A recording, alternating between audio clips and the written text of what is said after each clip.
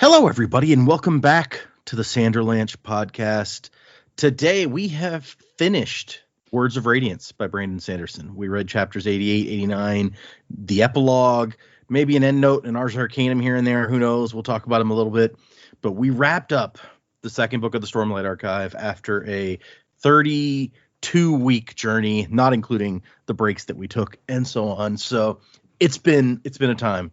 And in these chapters, lots of crazy stuff happens. We're going to get into it. I'm not going to, it's like too much randomness from different perspectives to try to hit all at once. But I'm Data, and with me today is Jamie, Joe, and Dak. So yeah, we're all here to wrap up this book. And make sure you stay tuned to the end, because we're going to have a talk at the end of the episode about what we're going to read next. So hold on to something, everybody. The Sanderlanche is about to begin.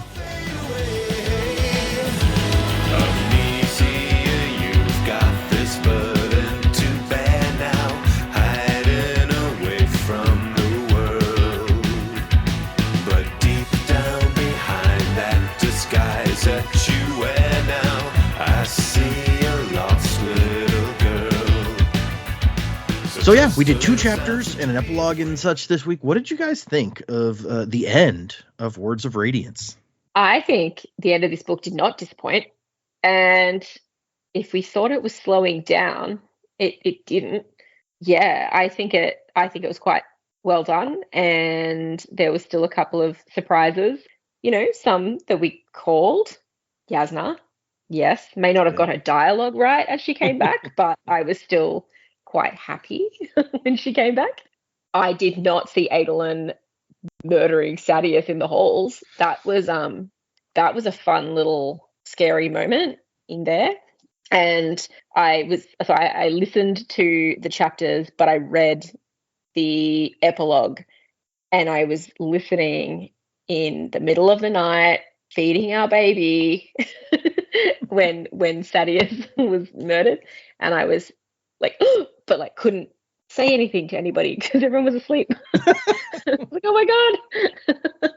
So that was a fun moment. And then Renarin, I didn't put him together as the fourth Radiant. So yeah, lots of fun. I'm looking forward to seeing where we're going in the next book. Yeah. The story is definitely not over, which we knew that because there's more books, but right. It's exciting. I think he's left this one in a really good spot. Yeah, on the topic of like stuff you guys called and didn't, they're like, honestly, I was kind of sad that you guys were so confident so early that Yasna was alive, because like I said, when I first read through it, I just bought it 100%. I didn't even question. Yeah, okay, she's dead. So you guys really did a good job on that one.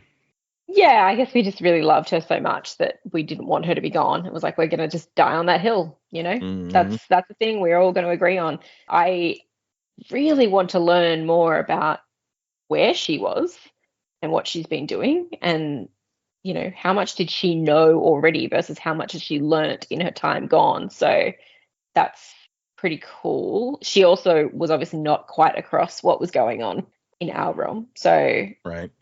Yeah, that's cool. But I do like the way that she came back and with Wit, and that's a fun little pairing. I could watch those two together for a long time. I hope we get more of those, but right. I don't know how much Wit's going to take, you know, the foreground in the next book, but we'll see. Keep in mind this question about what Yasna was doing when she during basically the whole of this book, because it's a topic that I will touch on slightly when we get to the end here of the episode. Okay. I would also like to say though that it was remarkable to me that the one thing I really expected you guys to get that you specifically mentioned not getting was, like, at the end of the last episode, you guys were like, something weird is going on with Renarin, and we got to find out more about what that weird thing is. But when you're predicting like who's going to end up being a Radiant, not even on the radar was Renarin. So that was interesting to me too.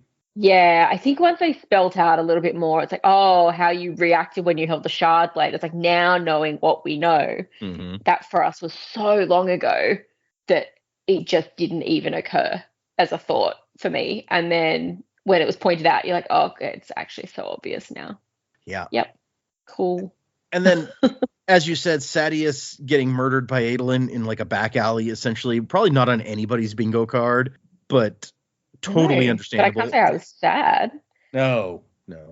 Who would be? I don't even know if his wife is going to be like, she might be like, we're better off. She could be really terrifying now, though. It's true. Because she was not exactly just along for the ride. She was a schemer. Yeah, there was a lot of stuff. I agree, though. It just we called a lot of stuff even early on with Yasna, but then there were things like Renarin that we just kind of didn't expect. So it was a fun ending to the book, because there was, spoiler alert, we did read a portion of this ahead of time before coming to talk on this episode, that I don't know if Data ever decided how he's going to release that, what format he's going to release that first reaction reading in. So we did come in we came in this week knowing that Seth was going to be alive, and so we had that kind of already in our heads. But other than that, yeah, like there was a lot of cool stuff, shocking. I really did expect Yasna to show up with our main protagonists and not with Hoyd/Wit. So that was a little different. And I'm excited now for her to reunite with the rest of the group. I would hope that happens quickly in the next book, and it's not some weird long dragged out thing where it's like, oh, she's on the other side of the world fixing stuff, but she's alive. It'll be interesting to see how Shallan reacts, how her cousins, her brother, her mother reacts, her uncle, to seeing her alive. We kind of didn't get that in this book, so it'd be nice to kind of see how that happens. But we'll get there, I'm sure. Maybe eventually. Who knows? She'll die off page again, or die doing something else, and I'll never see her again. Could be. But yeah, the Seth stuff was very cool. The big crossover moment for this book, super fun. Yasna coming back, super great. Sadeas being killed, kind of like just super quickly. That was unexpected for sure. And then what is that going to do to Adolin, like internally? Like, is he going to have some kind of internal struggle over doing that? Now, not saying Sadeas is a good guy by any means, right? He deserved to die. Maybe not to die. He at least deserved to be in prison. I will say that. He deserved to be locked away where he could do no more harm. So I don't know that he deserved to die, but definitely didn't expect his death to be, if he was to die, to be that way. So was a little shocking, was a little surprising. It's like this person who we've kind of been saying has really redeemed himself, Adolin, in this book. With Sadeas' death, is that going to be a major shifting point in his personality/life? And if so, how is it going to affect him? Definitely be interesting to see how that plays out. It would kind of be a letdown, and I feel like character development wise in the next book, for them to just find out, and Adolin's like, and Dalinar's like, you shouldn't have done that, son, but that's one enemy down. Like, that would be unexpected for them to kind of just gloss over it. So yeah, I'm interested to see kind of what the ramifications of that, of that choice of that event are going to be. But yeah, I really enjoyed the ending of this book. It's got me excited. I was a little disappointed in that we still don't really know what, like, we as readers know that there's, a shard at work here that is an evil or at least malevolent presence, right? But our characters don't know. So I was kind of a little disappointed that, like, our characters are kind of like, okay, well, what now? That was kind of a weird, feel like, weird spot to end it in. I feel like we could have, they know the Voidbringers are back, and they know there's a storm, but like there's not really like a conflict, a specific thing that like they can say, okay, we're gonna do this to try to save the world. Like, we don't have that yet. Which again, we just ended the second book of a 5-book series, so we've got plenty of time. But I was just wanting some kind of confirmation of what they're after, right? Because potentially we've got Wit saying the world is ending, and the world is ending at the end of book 2, and we got 3 more fat books left. I'm like, wait, the world's ending for 3 books? Because in the original Mistborn era, the world was only ending in like 1 book. So 3 fat books versus 1 smaller book. That's a little different. It's true. Yeah.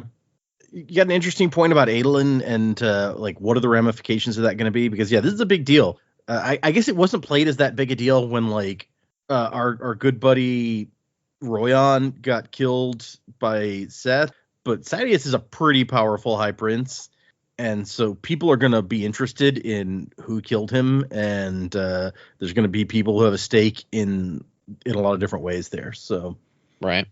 Well, and there were plenty of witnesses to Royan's death, right? Like he That's got true. thrown up in the air and slammed on the ground. So like it is sad, but the case is closed. He was killed by the assassin. No one expects the assassin not to be killing, right? So like, true.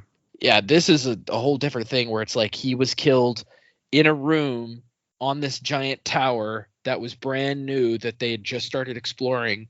Nobody saw who did it. They didn't take his shard blade, so they didn't want the blade. Like it's a whole much more mysterious circumstance than Royan's death for sure. Also, I guess as far as they know, Royan's murder has been avenged because Kaladin killed the assassin in white. Right. That might come back to bite somebody if somebody sees Seth later. But I'm also glad that you brought up the live read that we did, because I meant to address that at the beginning and I forgot. So here we go. We did, or I did with this crew, I read live the last section of chapter 88, the section which, as we now know, Seth returns to life and Nightblood shows up. So read it live and recorded their reactions. There was an interesting, it ended up being, I think, 17, 18 minutes, somewhere around there. So there was some fun discussion in there. And what I decided to do, after talking with some folks on the Discord and some listeners elsewhere, what I decided to do was that audio went up last week for patrons. And I actually put a little, during the editing of last week's episode, I put a little thing in there. So you guys have all heard this before. The folks on the three on the show have not. But if you're interested, you can check that out. Join our Patreon and check that out. But because it's good stuff that I don't want people to miss, I am going to also release it on our normal channel. I haven't decided if it'll be this week when this episode comes out or next week. I might just tack it on to the end of this episode, or I might release it separately like the week after this episode. I'm not 100% sure yet, but it will be out for everybody. So if you want to hear it now, join the Patreon. If you don't, if you can wait, then that's cool. You will get it. So that is what I decided to do with that. Yeah, lots went down. I'm kind of glad we had we had the live read and reaction of Seth and Nightblood and Nail, because there was already so much else that we were going to have to cover in this. It's like, man, Nightblood on top of all this would have just been so much to take in. Sheesh, what an ending to the book. So much going on. Sadia's stuff was unexpected. It was kind of just like after all the shit we'd been through with the Parshendi and the Voidbringers and, the gods and the Clash of Things, then we have Sadius pop up and just go, by the way, we're still doing this political drama stuff in the over here. And Adelin's like, no, we're fucking not. Shut up, and stabs him. So, but I guess, like Joe was saying, that'll probably come back to bite them, because you can't just walk away from the politics stuff just because God is hammering on your door with a storm.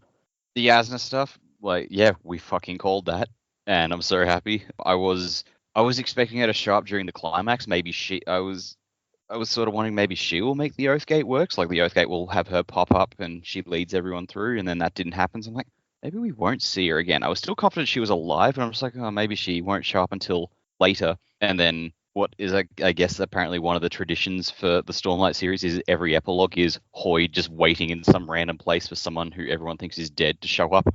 It has happened twice now. That's, interesting. We're 2 for 2. Mm-hmm. Not just that it happened twice, but there's only been 2 books, and it's happened in both of them. So yep.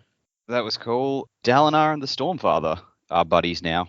So several weeks ago, something popped up on Instagram. Just someone I know shared something on their story, and I was looking at it, and I was like, what is this? Just a picture of a page from a book. Oh shit! I saw the names Dalinar and the Stormfather and saw they were having a chat. I immediately skipped away from that, and it's like, do not look at it, do not read what they're saying. But I had to message Data, and it's like, so something just got spoiled for me. This is it. I don't know how you want to approach this. And you were just like, yeah, whatever. Just, we'll just leave it. I didn't tell the other two. I told Jamie that something had been spoiled, but I didn't say what. But yeah, now that this has happened, I guess, maybe these two are going to be talking a lot more now. So that conversation could be from anywhere. But at the time I thought, this could be like a turning plot point where this is the only time it happens. No, apparently they're buddies now. So they're just going to be having chats on the regular. So, but that's a cool detail. I did like Stormfather's like, not going to be a sword for you. Fuck you. It does make you wonder, what kind of sword, what would Stormfather's sword have looked like? Dalinar just holding this sword the size of a continent. Right? Yeah. It's like, yeah, come at me, Parshendi. And I was like, oh, sweet Jesus. Because like shard blades don't weigh anything, right? No, I think we learned when Kaladin and his guys were trying them out, they do weigh something. It's just less than you would expect a giant metal sword to weigh. Okay. Yeah. Here comes Dalinar with the planet sword. That would be a sight to see. Yeah, like the Renarin stuff. As the other guys have pointed out, like we sort of just forgot there was like with so much going on, it's sort of hard to remember. Oh yeah, Renarin's got stuff going on. We don't really know what. So, but we learned his Spren buddy's name, I think, somewhere in there, which was cool. Hopefully we just see more of Renarin. Because like he does just feel like a background character. I think Jamie put it the best when she said it all happened so long ago for us reading it. I do think of all the books we've read, Stormlight, because just the size of the books, suffers for the format that in we're reading them in, because it does take so long to get through, which there's not really anything we can do about it, and we're committed to the bit now, which is fine. But yeah, there are times when it's like, oh yeah, that happened months and months and months ago. Yeah.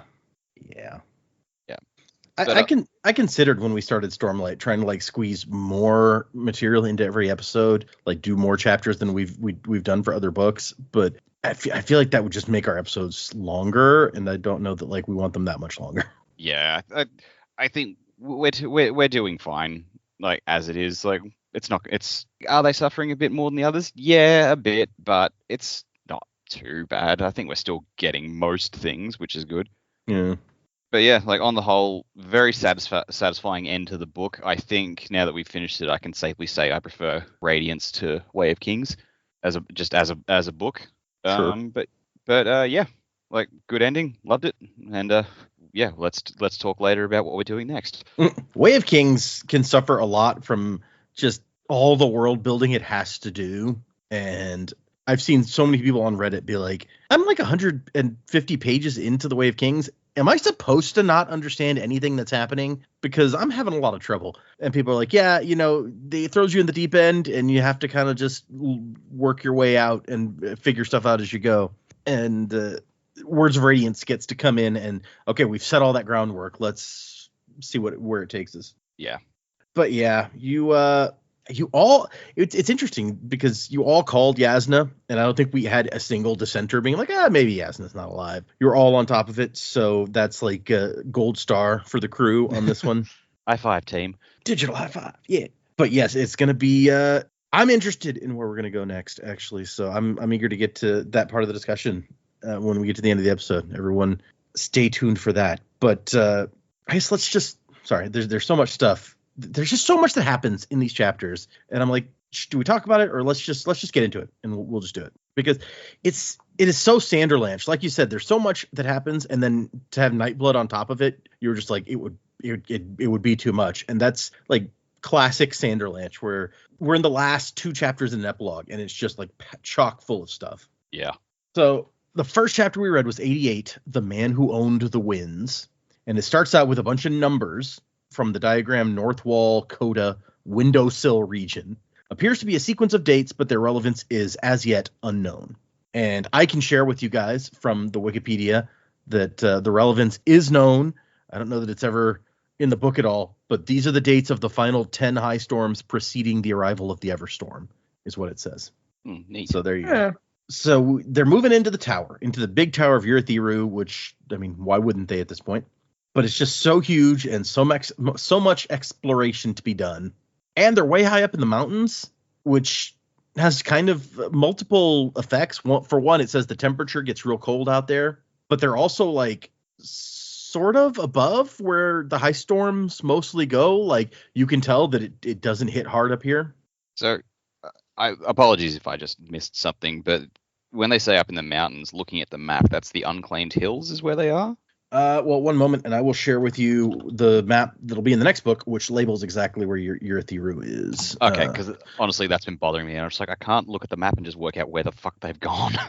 Yeah, it's also a map that I happen to have on my wall. Does this one show it? Because the first 2 books not on the map. After that, it's on the map. There it is. Okay, so this is copy image. No, the Unclaimed Hills. That's way out. No, it's where's our? It is basically like smack dab in the center of the continent. Where is our chat? There it is. So if you look like right in the middle, there's some mountains. Maybe, I guess, a little bit to the left of center, but pretty centered. Oh, I see. Yeah. Just south of Pure Lake. So the magic portal took them from the shattered plains way over on the right to the middle. Neat. Yeah. And Shallan is exploring around and thinking about all the stuff that's happened, unscheduled high storm and something else coming from the other direction.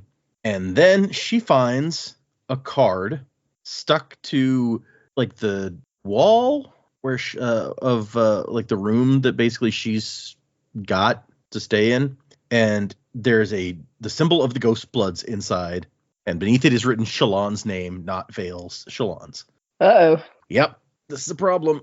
And she's like, oh, crap, do I run? But run where? And she goes in, and there's Mraize just chilling, looking out over, out the not even a window. It says it's a glassless window that overlooked another section of the inside of the tower. And she thinks to herself, no, I'm no longer a child who hides in a room when the shouting comes. If I run from this guy, he'll see me as someone to be hunted. And so Mraize is like, you led me on a grand hunt, Vale. If your abilities had not been manifest during the course of saving the army, I perhaps would never have located your false identity. And she's like, no, you seem confused. Vale is the fake identity? I'm Shallan. And he's like, yeah, I don't think so. All right. And he's like, so what are you going to do? Are you going to hide the real nature of your powers? I mean, I could guess what they were, but others might not be as knowledgeable as me. They might see only the blade and not ask what else you can do. And she's like, how is that any of your business? He's like, well, you're one of us. We look after our own. And she's like, what? No, but you've seen through like the lie. He's like, well, are you saying you don't want to be one of the Ghost Bloods? And she's like, well, you killed Yasna. And he's like, well, yeah. But after she assassinated a number of our members, you didn't think her hands were clean of blood, did you, Vale? Which I guess that's new information. And yet I'm unsurprised, I feel like. Yeah. I mean, during the prologue, she was trying to set up assassinations. So it's not super surprising. And I mean, what we saw her do in the last book, like she's clearly capable. Yep, it's true. And Mraize is like, I should have guessed you'd turn out to be Shallan Devar. Your family has a long history of involvement in these events. And she goes, I'm not going to help you. And he goes, curious. You should know that I have your brothers. Your house is no more. Your family's grounds seized by a passing army. I rescued your brothers. Your family, however, owes me a debt. One soulcaster, broken. How convenient that you, by my estimation, are one, little knife. And she summons her shard blade. And she's like, I will kill you before I let you use them as blackmail. And he's, no blackmail. They're going to arrive safe. A gift to you. You wait, see if I'm good to my word. I mention your debt just so it has a chance to find purchase in your mind. And she says, why? And he's like, because you're ignorant. You don't know who you are. You don't know what we're trying to accomplish. You don't know much of anything. Why did your father join us? Why did your brother seek out the Skybreakers? Okay, so that's also news. That was a bomb to drop. Yeah. I mean, means more to us because we read the bit with Nail, with Zeth and Nail before this, but okay, that's not what I thought was going on at all. We have been wondering where Halaran got like shards and such, and so maybe that's an explanation. Yeah. I mean, that's assuming that Halaran is the one he's talking about, but none of her other brothers have any skills to speak of that we know of. I was going to say, like, which of the other brothers could it be? Dog killer, drunkie, or gambler? Yeah, I don't see it being anyone other than Halaran. Yeah. So yeah, we'd been talking about like who was this guy working with? I think the Ghost Bloods was Amaram's theory. He was like, oh, the Ghost Bloods are trying to kill me, but apparently it was the Skybreakers. Why? And Mraize says, I've done some research. You see, I have answers for you. I'll give you time to consider. But you seem to think that being a Radiant makes you unfit for our numbers. But no. Let Shallan Devar be a Radiant, conformist and noble. Let Vale come to us and let her find the truth. And then he leaves. Which, sure, that's a hell of a carrot to dangle. And then she thinks, like, how did he even get here? Oh, of course. He's probably in the armies when we had that fight. I brought him here, essentially. And she finds Adolin, who has his wrist wrapped. And I love, he had a rugged, I punched a lot of people today quality to him. Adolin's in a good mood. Well, yeah. I guess he kind of is. He's like, you're amazing. You saved everything, everyone. Shallan, you're something greater than even a Light Eyes. And she, was that a wisecrack about my girth? He's like, what? No. Yeah, she had to ruin it. She tries too hard to be clever. And I think it's a coping strategy. We've seen how when she was a kid, she had to come up with this stuff to like make her brothers laugh, keep her family from being like utter misery all the time. And I think that kind of explains a lot about like how she is. Yeah. Let's see. she's like, look, I'm not going to let this be awkward. You're not going to let this be awkward. Like, this is not coming between us. We're going to be us. And then when she's left alone, Pattern's like, it's time. The Ghost Blood Circle, the people need a Radiant. And she says, no, they have one. The Bridge Boy. Not enough. They need you. And so she starts crying and the room starts to change. White carpet, a picture on the wall, furniture, and 2 corpses. And we find out that one of the things that she's been keeping and not wanting to admit, not wanting to think about, is when she was a little kid, she killed her mom. But in her defense, it seems to have been self-defense. Like, it says that Mother tried to kill her. She was calling Shallan one of them. She had a friend there. Father bursts in. Mother's friend has a knife. They struggled. Mother takes the knife and comes for Shallan. And then there's a sword in Shallan's hand. He let everyone believe that he'd killed her, that he'd murdered his wife and her lover in a rage, when I was the one who actually killed them. He lied to protect me. The secret destroyed him. It destroyed our entire family. So that's a hell of a thing for her to have to deal with. It's pretty heavy. I was like, yes, okay.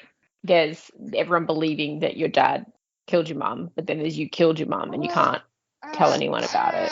And then watching what that did to her father over the years. Like, It's huge. It's like, to protect her, he became this thing that like destroyed their family, the monster that ruined everything. So it's so heavy. And not only that, but we know now that the blade is Pattern. And so she's like, I hate you. Like, somehow it's your fault. You killed my mom. And Pattern's like, I know. Eventually you will kill me and you will have your revenge. And she says, I don't want revenge. I want my family. And we leave her, arms wrapped around herself, crying as this illusion vanishes. So, yeah. Yeah, it's a real bummer. Yeah.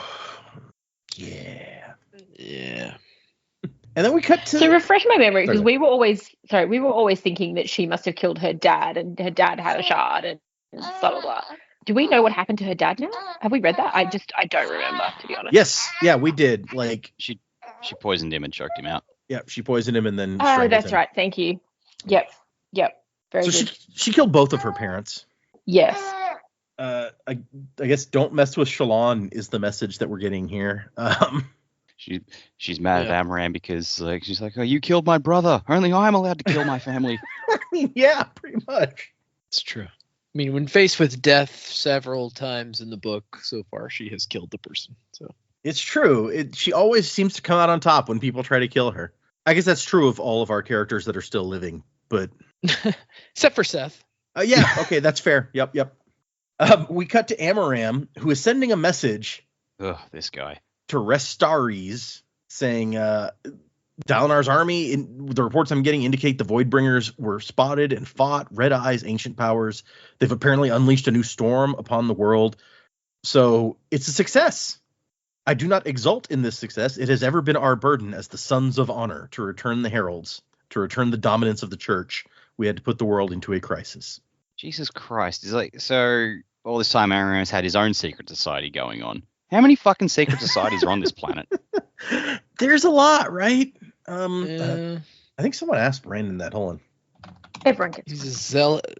So basically, he's a zealot. You know, he's the what you call it of the piece. Who's that guy in Elantris? Oh, Hrathen? Yeah, Hrathen. He's the Hrathen of the piece. Okay, so someone asked Brandon, how many secret societies are there on Roshar? And he says, there are 9 currently. Oh, so there's going to be a 10th sometime because everything is 10s here. Oh, man. Maybe there was a 10th and then they're out. They're done. Oh, like the Herald who got left behind, yeah. They were absorbed into a different one. Good. I mean, it could happen. I mean, I think I also remember somebody asking him and him confirming that, like, you remember the story that Teft told about his parents and how they were trying to, like, return radiant powers by putting themselves in danger, and his mom, like, died getting squished by a rock or whatever. Yeah. I think I want to say he's confirmed that the Envisagers is what he called that group, is what Teft said that group was called. They're like an offshoot of the Sons of Honor or something, trying to bring the powers back to the world. So, yeah. I guess it's interesting that like they're called the Sons of Honor because that means like they're clued into the shard stuff, which I feel like maybe not all the secret societies are, but these guys at least have the name. So yeah, Could be clued in. Maybe it's just, honor is a concept people would want to use in their secret society. So not necessarily, but yes. Yeah. But I think it more likely that they're kind of keyed in. Like the people in second era of Mistborn were pretty keyed in, right, to harmony and all that crap. Yeah, true. Yeah, and Sons of Honor. That's not a stretch from Child of Honor, which is what Stormfather kept calling Kaladin. So it could be at least someone in this group is a Shardbearer who has spoken to God. Mm. All girl band name Daughters of Odium. Yeah, okay, I like it. He says, the crisis we now have, a terrible one, the heralds will return. How can they not, with the problems we face? When I next write you, I hope to do so from Urithiru. So that's where he's headed. But first... everyone seems to be going there now from the war camps. Yeah. First, we're going to take a detour to Dalinar's Ardents. And then he thinks the Sons of Honor had at long last achieved their goal. Gavilar would be so proud. So I guess Gavilar was involved in this, and we know that he was having visions because we were told they only knew the name of the Everstorm from Gavilar's visions. So maybe he is that person who knew something about honor. Could be. And so Amaram has gone to find who he believes is a herald. Talenalot Ilin, Herald of War himself, sitting in that dark room. He cuts his way into the wall to get the guy out. He's like, oh, why do they have to keep you in such darkness? This is not fit for the lowliest of men, let alone one such as yourself.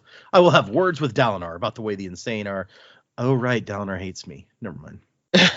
Also, they were evacuating when he showed up. Were they just going to leave him in there? I kind of assumed that, taking the crazy people was, one of the last things that they would deal with, since that requires a lot of attention. But maybe. I don't know. Maybe they just forgot about them. Could be. And he's like, hey, come on, we got to go, great prince. And Telenalot is not moving. He's just sitting there saying his things over and over. And Amaram is thinking about, he was played for one of the 10 fools. Who knew Dalinar had grown so crafty in his old age?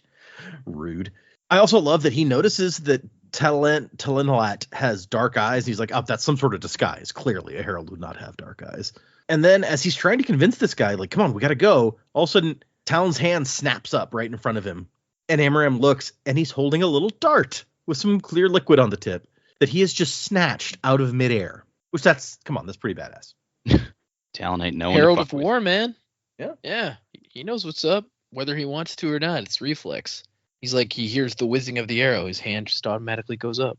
And then he grabs a second one right out of the air, inches from Amaram's face. And Amaram's like, oh, shit, the Ghost Bloods. They're not trying to kill the herald. They're trying to kill me. I mean, is he shocked by that? So someone is using a blowgun, that does feel very Mraize. We saw him playing with the blowgun earlier. Yep. Well, but the description says it's this person wearing a mask. So is that, what was her name? Iatil? Maybe so. Yeah, it says held to lips beneath a half mask that covered the upper face. I feel like Iatil's mask covered her whole face. Well, maybe she has different masks. Yeah. She might have different masks. We were also told that it looked like it's growing into her face. Yeah. Okay. Mm. So, yeah. Who knows? Maybe also, it would be hard to wear a full mask and blow out of a dart gun. True. It would be hard to wear a full mask that was stuck to your face forever and do anything like eat or drink. So there's got to be a way that they handle that. You can only eat whatever you can slip through the slot in the mouth of the mask. Yeah, it's like the man in the Iron Mask. Mm. Everything must have straws. Only fruit roll-ups or other flat food. I had a friend in high school who ended up with lockjaw, but instead of going to see a doctor, just flattened their sandwiches. Wow. Okay. Eventually it got better and stuff, but it's like you really need a doctor. Right? Yeah. You might want to maybe see they somebody. just flatten sandwiches. Maybe that's how they eat with a mask on. Squished sandwiches, yeah. Some smash burgers and stuff, yeah. Okay. Yeah. And Amaram summons his blade and tries to chase the person down, but he's too slow. And then when he goes back, Talon is sitting there just doing his thing again. Or I guess he looks at the dark for a second, and it looks like maybe he's lucid, and then he just drops it and goes back to his mantra. And Amaram gets the herald into the coach. So I guess now Amaram has taken charge of this fellow. Obviously, that can't go wrong. And then we have Seth, the part that we did the live read of. We'll still touch on it some, but if you want more detail, check out the live read. So Seth wakes up, and he's pissed off that he's not dead. And then he meets our friend that we've seen a few times before, hanging around, killing nascent Radiance. And this one he brought back to life. He's like, hey, Seth, I like you. I like the cut of your jib, my man. You got integrity. Or something like that. And here, You got that special killing, those special killing eyes I like. Seth realizes that this is Nalon or Nin or Nail, the Herald of Justice. So this is 2 heralds in one chapter for us. And there's only 10 of these guys around. So that's pretty good.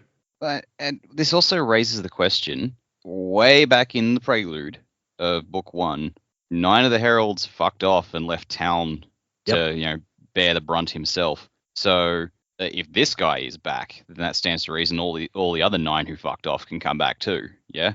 Well, I mean, I guess the question is, where did they fuck off to? They may have been around this whole time, just watching and doing nothing. One of them's like king of the island turtle things. Maybe one of them's one of them hangs out and takes care of all the honor blades in Seth's home country. They're around. Bang up job that guy's doing. Yeah. He's like, by take care of, I really just mean I'm in the vicinity of them. I don't really care what happens to them. I was using it as a coat rack. So, fun fact for you guys, we have seen at least 3 more heralds. Whoa. And I don't mean like some character in the background. I mean people that we've talked to that have been on page, people having a conversation with them. There's been at least 3 others that we've seen. Whoa. Son of a bitch. Wow, we're stupid.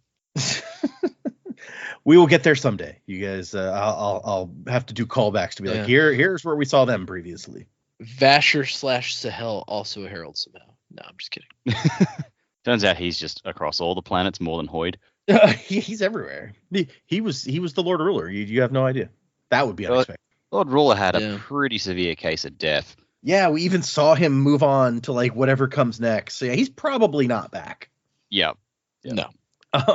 So Nail wants to recruit Seth for his Order of the Knights Radiant, the Skybreakers, because he says that Seth was able to like keep his word, follow the rules of his people better than he's ever seen anybody ever do. So I want you on my side. I want you to join the team. I'm going to train you. And Seth is like, I don't want to be trained. I want to be dead. And he's like, I mean, okay, if that's what you want, I'll kill you. Just say the word. But Seth realizes what he really wants is payback on those guys who told him he was wrong and made him truthless, when in fact he now realizes he was not wrong. So screw those guys, he says. I want to get him back. And Neil's like, all right, cool, let's do that. Is that an exact quote? Because I don't remember that. Screw those guys. No. I don't think I think it was in there somewhere. And then Seth reveals that his people have the other honor blades. And if I'm going to take them on, I'm going to need more than just, my spunky personality or whatever. I'm going to need some firepower. They're going to have shards and magical powers. And Nail's like, hey, no problem, man. I brought you a shard blade.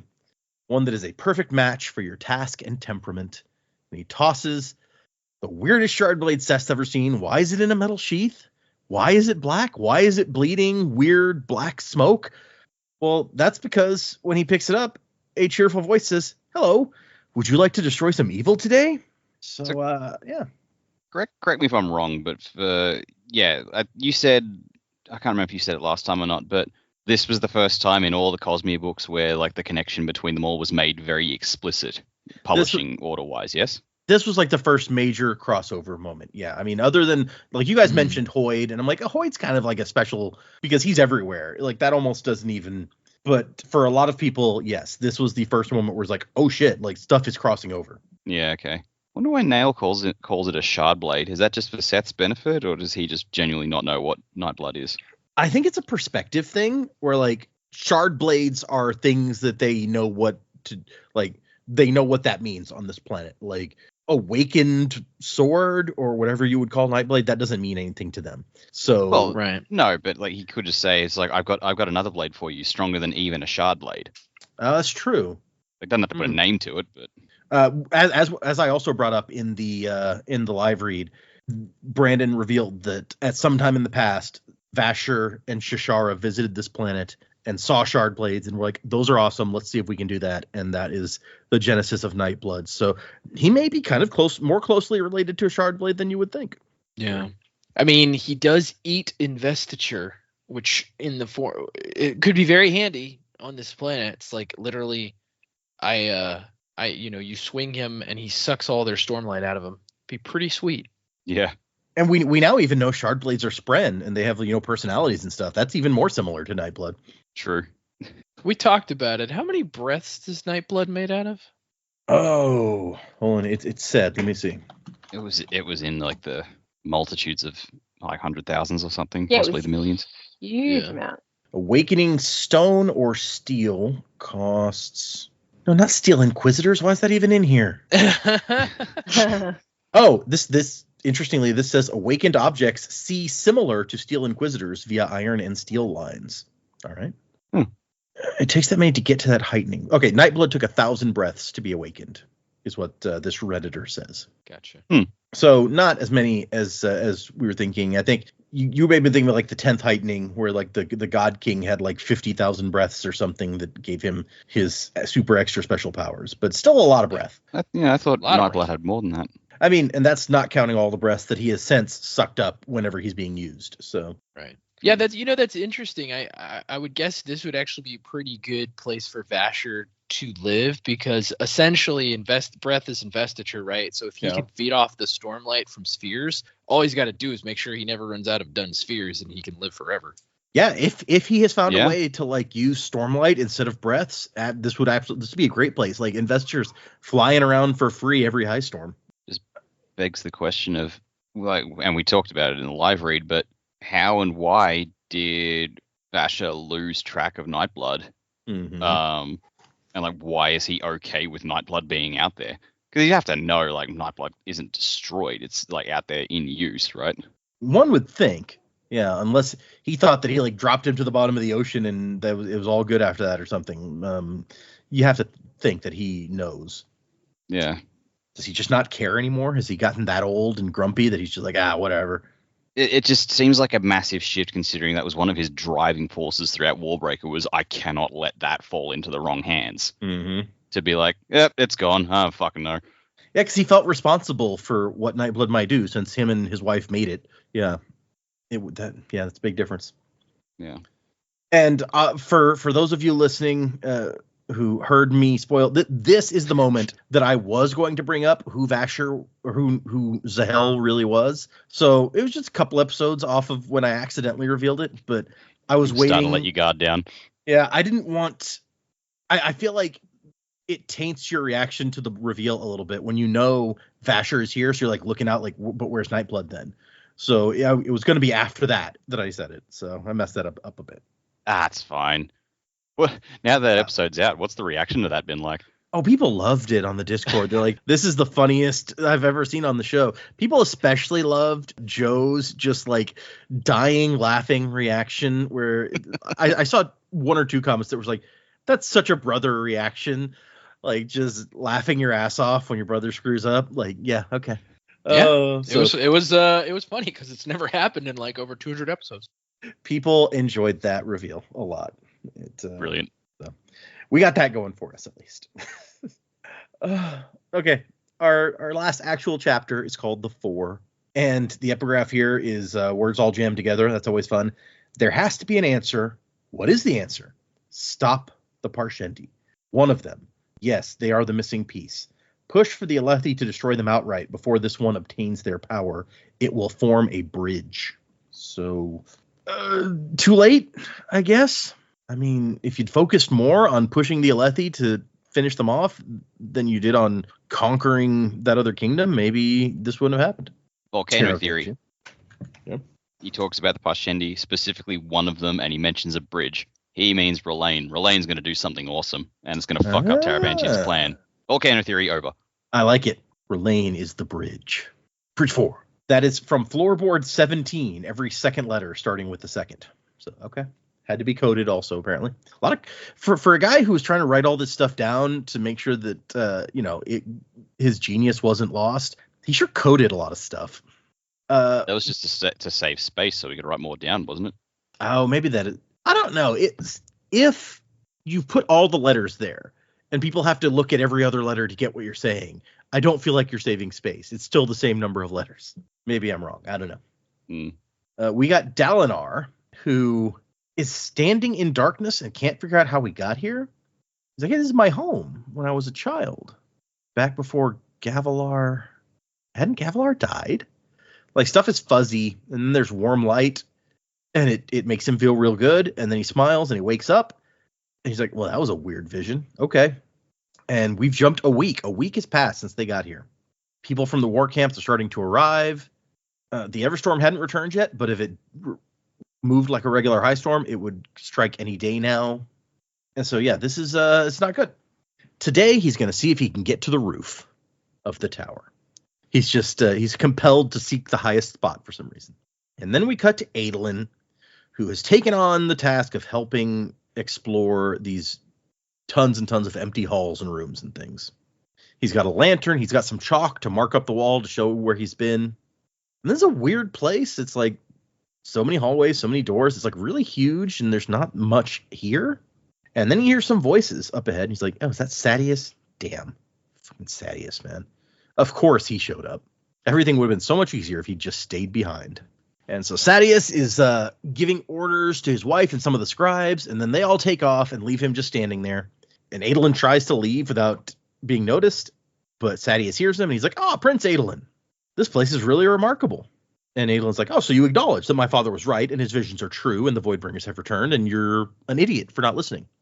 And Sadius is like, well, I will say, your dad has more fight left in him than I gave him credit for. It was really an amazing plan, working out a deal with the Parshendi so they could put on a show, and they convinced Aladar. And Aelin's like, this guy. Right?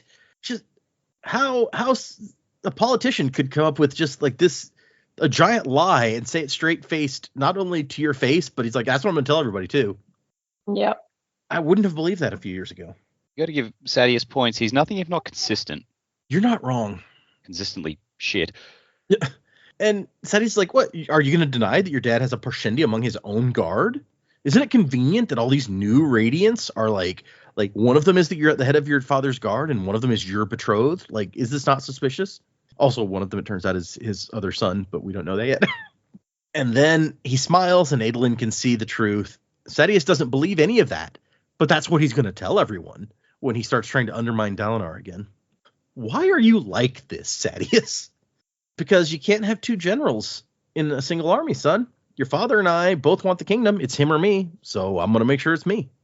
And Adolin's like, it doesn't have to be that way. And Sadius is like, yeah, it does. Your father's not going to trust me again. I'm going to take all of this from him. The city, the discoveries, all of this. It's going to be mine. And Adolin just snaps. He thinks that's it. And he grabs Sadius by his throat and slams him into the wall. And Sadius is like, can't believe what's happening right now. I mean, to be fair, none of us could. Yeah. Yep. Sadius still thinks everyone's playing the same political game that I'm playing, and meanwhile Adolin's like, I just faced down the monsters from the Nightmare Realm. I don't have time for your shit anymore. Yeah, right? Like, I fought the assassin in white, last week. You ain't shit. No more games. I'm just gonna kill you. I have held in my feelings about you for a long time, and now I can't do that anymore. So here you go. That's true. He's been all about just taking down Sadius from day one. Yeah, I think the first time we met Adolin, he was thinking about how much he hates Sadius and wants to kill him or something. So, yeah. There you go, Adolin. One thing off the bucket list. They have a brief but intense, kind of wrestling match almost. And you got to remember, Adolin's got a broken wrist, or at least severely injured wrist. So, but he's younger and stronger. And he gets a hold of a knife. I don't even remember whose knife it was, honestly. One of them pulls out their side knife. Neither of them summons their shard blades because they're in a tight hallway. The shard blade is not useful. It's 6 feet freaking long. Adolin can shrink it. Well, Kaladin can, but maybe that's because his is alive. Yeah, his is alive. And we saw Shallan shrink hers earlier, and then we find out that hers is alive too. So everything making sense. Adolin gets on top of Sadius, has the knife in his hand, and is gradually Sadius is holding it back. He's gradually pushing it down. My father thinks I'm a better man than he is. Unfortunately for you, he's wrong. And right into his eye socket, piercing the eye like a ripe berry. That's very nice. Great image. Yeah. And then into the brain, and Sadius is dead. His shard blade, his father's shard blade, appears beside him. And then Aelin's like, holy shit, I just murdered a high prince. What do I do? He picks up the shard blade, this Oathbringer, very, very well-known and recognizable because of the crazy hook thing it's got on its shard blade, drops it out the window, and then cuts off his bloody like cuffs and things, and takes off down the hallway, erasing the chalk marks he made. So maybe no one will ever know he was here. So yeah, that was intense. I don't know what I expected. Obviously, not that Adolin is going to murder Sadeas in a hallway somewhere, but like we're moving into like a new level of like it's like a bigger, different sort of threat. And so I don't know what I expected for how Sadeas would fit into that. I did not expect him to just straight up get murdered before the end of the book. No, I thought he was more competent than Strathventure, so I thought he would hang around for longer. But they both died at the end of the second book, so It's true. What do I know? Now you got me thinking. Like, what are there other characters who major villains who die at the end of the second book? You're gonna have to go back and take a look. Well, I mean, the only other series that's had more than one book is Era 2, and Mr. Suit killed Kark at the end of the third book, not the second. So it's true. Yeah, but the second book, Wax killed his wife or girlfriend or whatever. So that's true. She wasn't really a presence in the first book, though. I mean, she was, but only in the prologue, and then just like what that did to Wax. Like she herself was not there and being a villain throughout the first book. Yeah, I think you're. Yeah, no, you're right. I'm sitting here thinking, like, what about when there's a Warbreaker 2? Are there any villains that could recur in Warbreaker 2 who end up dead? But I don't know that we ever saw what happened to Bluefingers. He's just gone. Maybe. I don't remember. I think he just vanishes, like runs off, and we never see anything more of him. Anyway, we cut to Dalinar, who has made it up to the top of the tower. The trap door is stuck because there's Krem coating it, so he like summons his shard blade and cuts it open. So the high storms aren't like bad up here, but there's still some Krem getting dropped.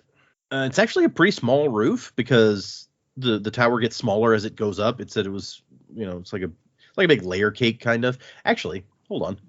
I can show you guys a picture of what your Thiru kind of looks like. No, that's an artist rendition, but it's not a good one because it's not the cutoff is not in the right place. I love that this is a Lego one. Okay, well here I think this is actually an image from the next book or something in a sketchbook, but it's a good look at what your Thiru looks like. Except that you have to keep in mind that like the other side from what you're seeing here is cut off like flat at the edge of the mountain or something. So obviously, since it gets bigger or smaller at each level as you go up, the roof is one of the smallest areas. Is the point that I'm getting at. Checks out. Yeah. And from up here, he's like, oh, Shallan is right. Like, there's gardens. Each outer ring is dedicated to planting food. Okay.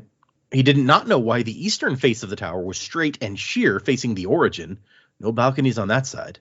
And he looks out and sees the pillars of the Oath Gates, and he recognizes, hey, wait, I've seen one of those in Kholinar. It makes up the dais upon which the palace and the royal temple had been built. Shallan suspected Yasna had tried to open the Oath Gate there, but it says the Oath Gates in the other cities are locked tight.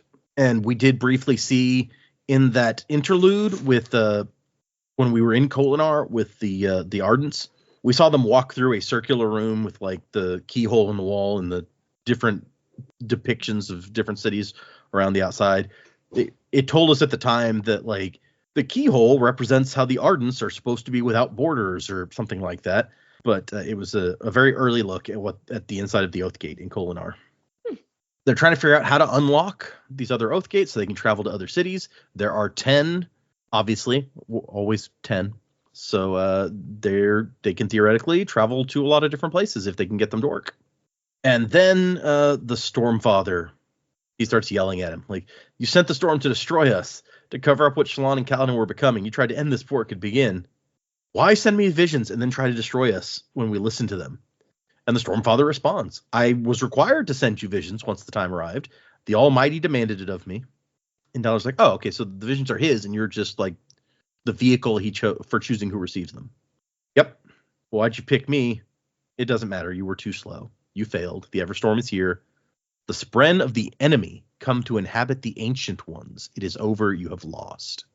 The Stormfather says he is the spren, you might say, of the Almighty, not his soul, but the memory men create for him, the personification of the storms and the divine. I'm the shadow. I'm not a god. I'm the shadow of one. All right. We find out a little bit about the Everstorm. It's a new thing. It rounds the world now, and it carries his spren.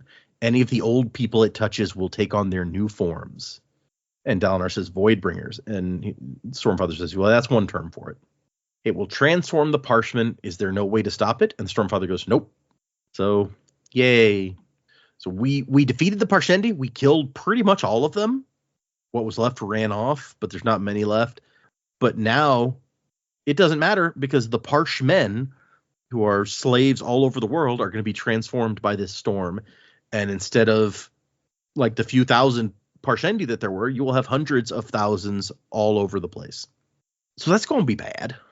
Not only that, they're trying to tell the rest of the world about these storms, this new storm rather, and the Parshmen, and nobody's listening. There's a new emperor in Azir, and they talked to him, who invited Dalinar to visit, but obviously considered his words to be ravings. Hey, do you guys remember the new episode, the new emperor of Azir? Yeah, Lift's buddy. Yeah, Gox. We met that kid. Oh, yep.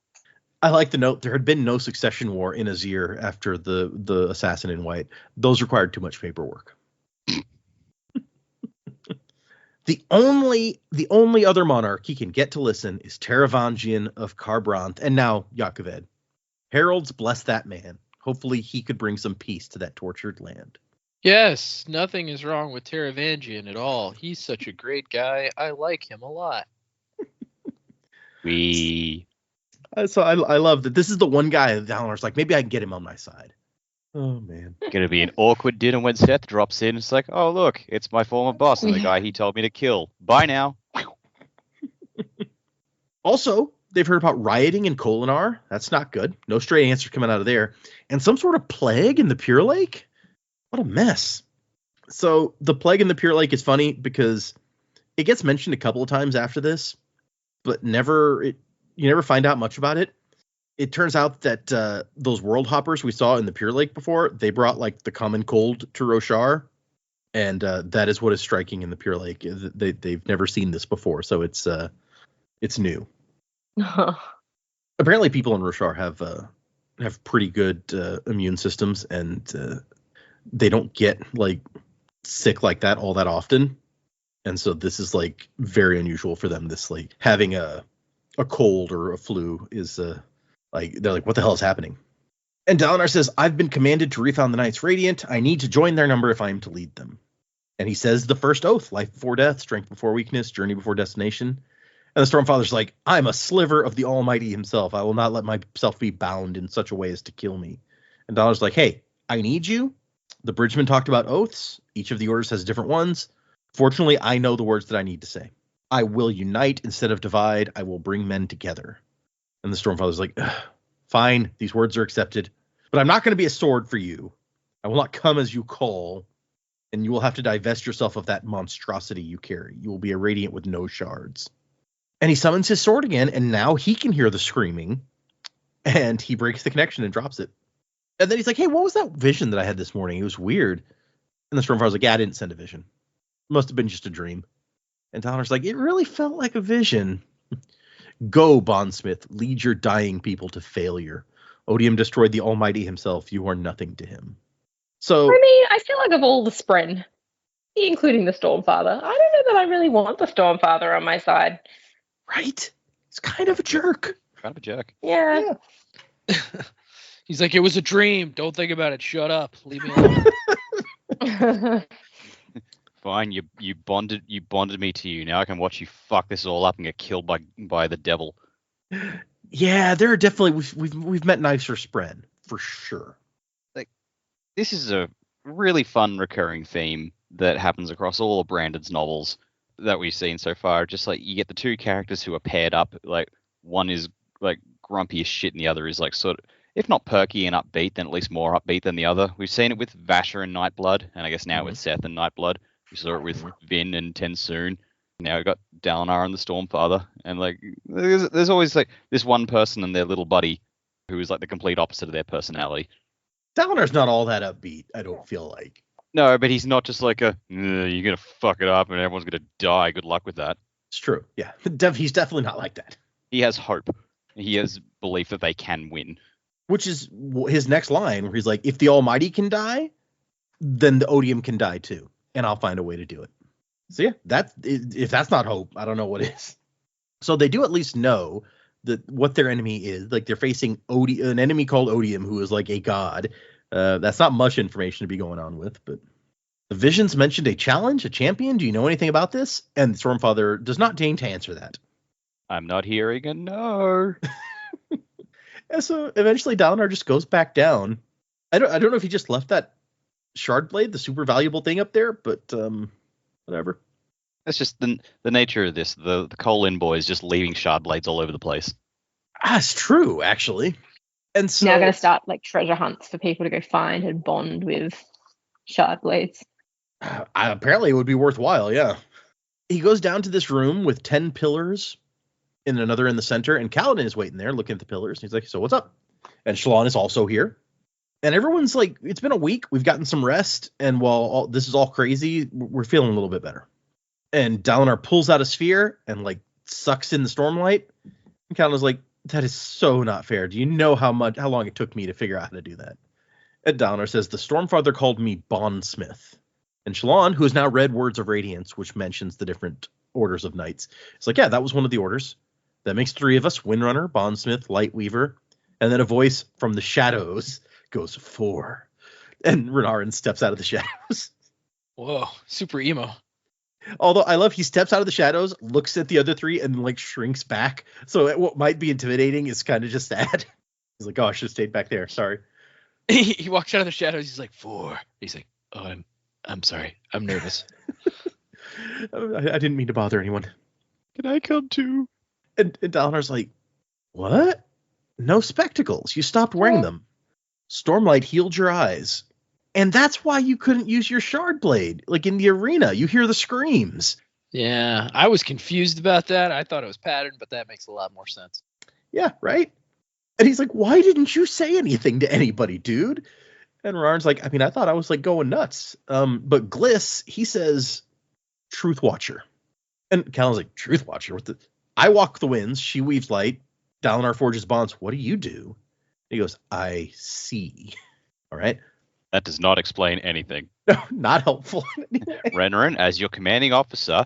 I can see the future. Oh, that makes a lot more sense. Oh, fucking hell. Oh, man. But we got 4 orders, but there were 10 in all. So there must be more out there somewhere. And Dalinar's like, it's actually worse than we thought. The Stormfather says that the storm is going to change the Parchment, and it will come back and turn them into Voidbringers. And Kaladin's like, oh, shit, I got to get home. Like, I have to warn my family. My parents are there. And the City Lord has Parchment. I'm going. And Shallan's like, what, are you going to fly the entire way? He goes, well, fall, but yeah. It's called using gravity efficiently, but yes. Well, how much light will that take, son? Falling with style. It is falling with style. Thank you. Yep. Zing. Kaladin goes, he says, how much light will that take? And Kaladin's like, I don't know. A lot, probably. So Dalinar, they don't have a lot of stormlight, and they've been needing it to use the Oath Gates. But Dalinar's like, I'll get you what I can, man. And maybe after you do that, you can stop by the capital and see what the hell is happening there. And Shallan's like, I mean, Kaladin can only save a few people, if that many. There's 4 of us against a storm of destruction. And he goes, it is what it is. Very, very zen of you, Dalinar. And she's like, so many will die. And he goes, and we'll save the ones we can. Life before death, Radiant. It's the task to which we are now sworn. And she says, life before death, Radiant. And that is the end of the chapters. We still have our epilogue, which, as Dak pointed out, and I went to confirm that Oathbringer might be something similar. So it is a pattern. Yeah. Wit is sitting somewhere and says, a blind man awaited the era of endings, contemplating the beauty of nature. And he's given this whole thing, and it turns out that his audience is an ugly lizard crab thing, which clicks its claw at him with a hesitant sound. And then Wit's like, ugh, man. Night is normally a good time for dramatic arrivals and meaningful philosophy, but there's no one here for me to philosophize at or visit dramatically or otherwise. Really killing my buzz here. So it's like when he was in Kholinar at the end of the last book, he could sit there and like talk at those guards, and there's like, I don't know what to do. He's a Light Eyes. We can't like Make him shut up. But now there's nothing but like crabs to talk to. And he's thinking about various things, music, and he's making music with like these crab insects or whatever.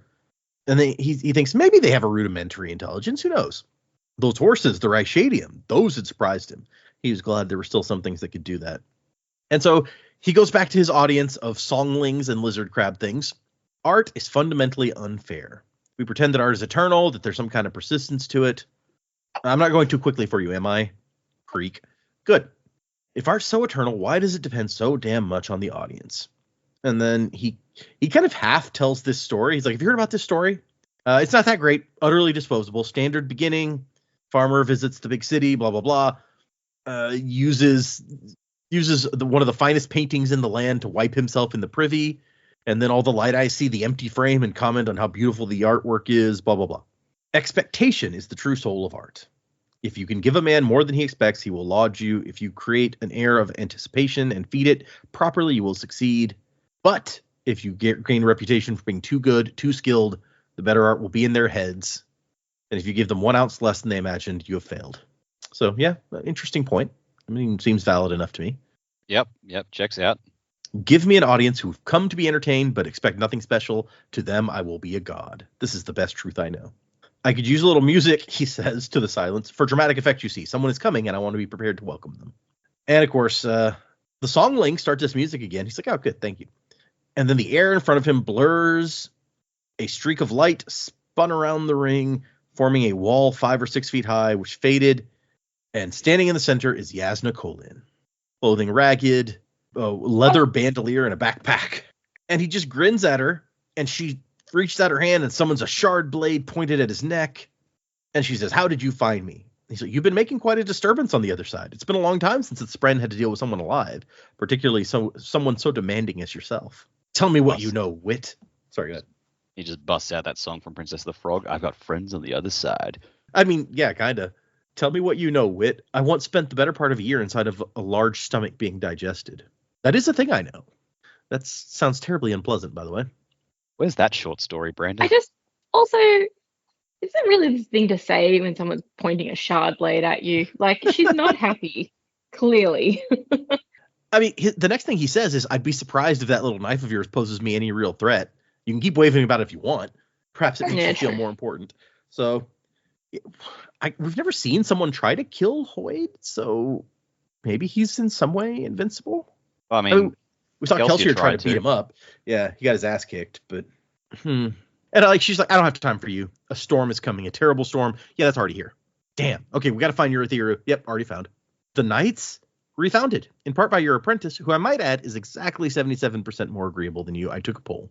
I love this exchange. You're lying. Okay, so it was an informal poll, but the ugly lizard crab thing gave you really poor marks. Man, who's this lizard crab thing, and why is he so invested in Shallan's manners? Right? And she goes, you're lying about the other things. And he's like, I don't tell those kind of lies, Yasna. That's what you find so annoying about me. She's like, well, it's part of what I find so annoying about you. And then they start walking, and she starts walking, and he's going to go with her. He's like, you realize we're at least a week from civilization. Did you need to else call this far out in the middle of nowhere? I was somewhat pressed at the time of my escape. I'm lucky to be here at all. And he's like, lucky? I wouldn't say that. The desolation has come. You might have been better off on the other side. She says, don't be sorry until we see how much I can salvage. The parchment have transformed. And he's like, yes and no. The storm should hit Shinovar tonight and work its way across. I believe it will bring the transformation. And she's like, it's all happening differently from before. All the information I have may be useless now. If the supposed god of men is a fabrication, so we can't look to the heavens and we can't look to the past. So where can we look? And he goes, you're so convinced that there is no God. And she goes, well, the Almighty. No, I don't mean the Almighty. Tanavast was a fine enough fellow, bought me drinks once, but he was not God. I think you've been looking for God in all the wrong places. And she says, so where should I look?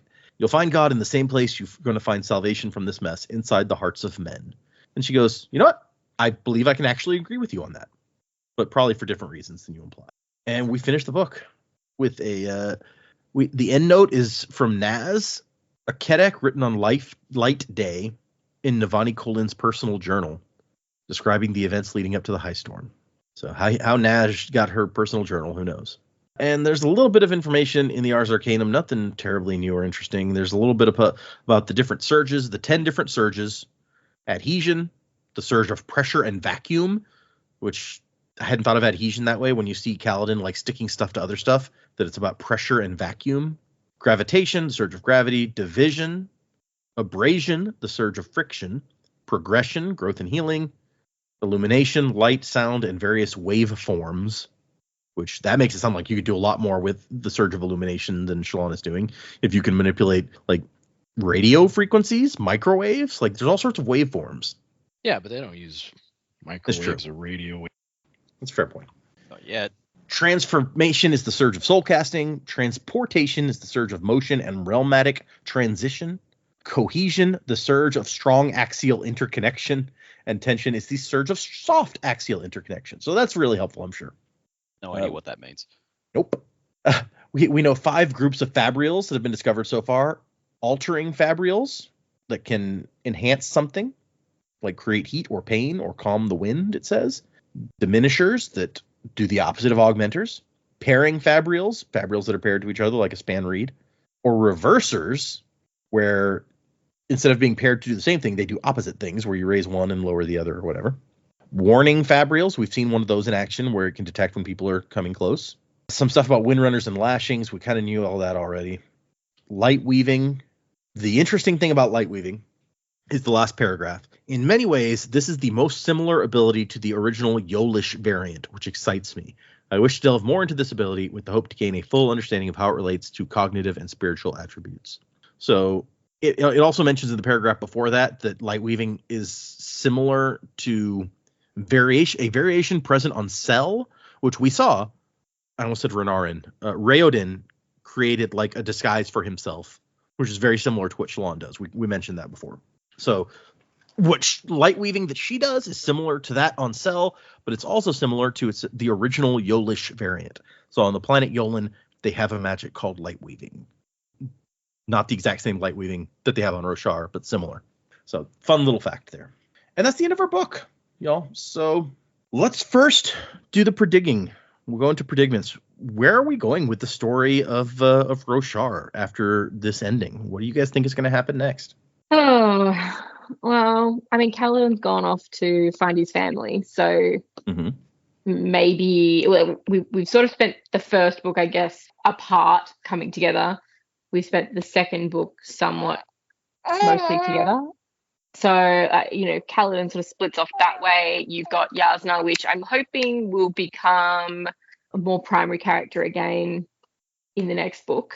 And so, I mean, I don't think it's going to take a long time for her to find people, but we don't know where she is exactly. So her story could be separate for a little while. I would expect that, we've got 4 people that we know have already become the Radiants, but we know we're expecting more people to have radiant powers. Do we need to see the journey of them sort of more bonding with their spren and then speaking the words, and then we've got more knights? It's like, I'm assuming that just because we have 4 people who have bonded, now they know how to do it. There's going to be more people that can do it. Like, they're not going to be, the 4 top knights. They're just like the 4 first knights, I would think. Okay. If that makes sense. That's kind of where my brain is heading with that. Like, they're special because they're the first. Or where the stories, I don't know. I mean, it's definitely going outside the Shattered Plains. The thing with the Parshendi probably not completely over, and it sounds like we're expecting this storm pretty quickly, so I would expect a transformation fairly early, and then that becomes a big part of our problem.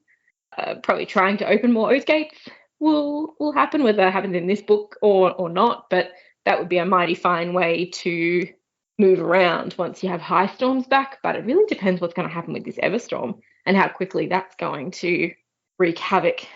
I don't think we're going to spend 3 books on this storm. They're going to have to find a resolution with the Stormfather, I guess, because he's going, you can't stop it. Like, tough luck. Sure, I'll bond to you. But they're going to have to find a way around it. I'm looking forward to, moving on from the political thriller to the whodunit thriller of Sadeas's death.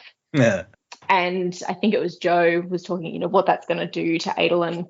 He's obviously got no intention of coming clean about it at this point in time because he's covered it up and rejoined the group. So that's going to be kind of interesting to see how that unfolds and what they can determine out of that. Whether they come to it quickly. I don't think they're going to determine quickly that Adolin did it. I don't know that it will form a huge part of the story, but I want to see how that unfolds in the background. I do think we're going to have to watch out for, is it Iolai? Is that her name? Yeah, I think that is his wife. Yeah. I can't imagine she's going to take it particularly well, and she's pretty savage. So I think she could definitely get into a position of being a villain of the book. Yeah, so we'll see how that happens.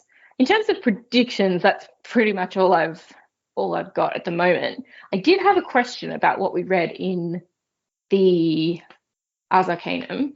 So they go through the 10 surges, and as an order of a radiant, like you have 2 surges. Right. Is that right? Yep. So from what we read, Kaladin appears to be the first 2. So it's the adhesion and gravitation. The gravitational stuff. How can he heal? Or is that just something they can all heal themselves? Are they referring to healing as in healing another person as a surge, or healing themselves? Yeah, I think they can all heal themselves. Like even Seth could heal himself to some degree. Not as much as with Stormlight. Not as much as Kaladin, because Kaladin could heal when a blade cut him, a shard blade, and Seth couldn't do that. But they all get some level of healing just from having Stormlight. Cool, because I was like, that would be 3, and that doesn't make sense to me. It's also Kaladin is special and has all of them. It actually is also a little bit of a hint that we got in the last section about Dalinar being one of the 4, because when he gets hurt, he gets stabbed or something, and the doctor's like, how many times have you been stabbed in the shoulder? And he's like, I don't know, a bunch. How is this still working? Yeah. He's like, I just do it. Yeah. A little hint there. But you called out a couple of really good possibilities for where the story is going. Like, how is this organization of Knights Radiant going to work? We have 4 now, and they're, kind of buddies. So it works there. But as you add more, how is it organized? Do all of them even want to join this particular group here? So there's interesting possibilities there. Yeah. And I mean, Dalinar is, a natural leader in this. And I feel like the early adapters to the powers, they're naturally going to form some sort of leadership because they're going to have more knowledge about how it works and, what they had to do to get there. Obviously, they have some understanding of it because they've figured it out and all that sort of stuff. So I think in terms of the leadership, Dalinar, and he's been tasked to unite them all. Mm-hmm. There's a natural leadership there, but yeah, as you get more, the heralds had their radiance. So, do the heralds come back and assume that leadership, or who leads each order? We know that at least one group is still out there somewhere because Nail told us that he's running the Skybreakers and he recruited Seth to join. So that's one group that is like, does Nail go and follow Dalinar or help him or something? Yeah, I don't see that happening. And then you also brought up on the other side of the coin, we're apparently going to see this transformation happen to all the parchment around the world. If that's the bad guy, how does that organization work? Because it's all of a sudden, all over the place, suddenly there's these bad guys. Do they organize? Do they have generals or something that are going to lead them? Or, what happens? It's an interesting possibility. Or question, I should say. So much to not be sure of at this point. Pretty standard. Yeah, right. But also, I want to touch back on something I told you at the beginning that I would touch back on is what Yasna was doing off screen. Yes. So you guys may remember, we talked about once before on the show, when I went to Dragonsteel Nexus this year, the game that they had these package of cards called Story Deck. And there were 3 stories that you could collect all the little pieces of and have the full stories. One of them was called The Chasm Friends Get a Pet, which is kind of a silly from the Chasm Fiend's perspective, almost like a kid's story. Kind of fun. One of them is about Lopen and what is happening. We see Lopen guarding the king, guarding Elokar, and his mom is helping, right? In the last section we read.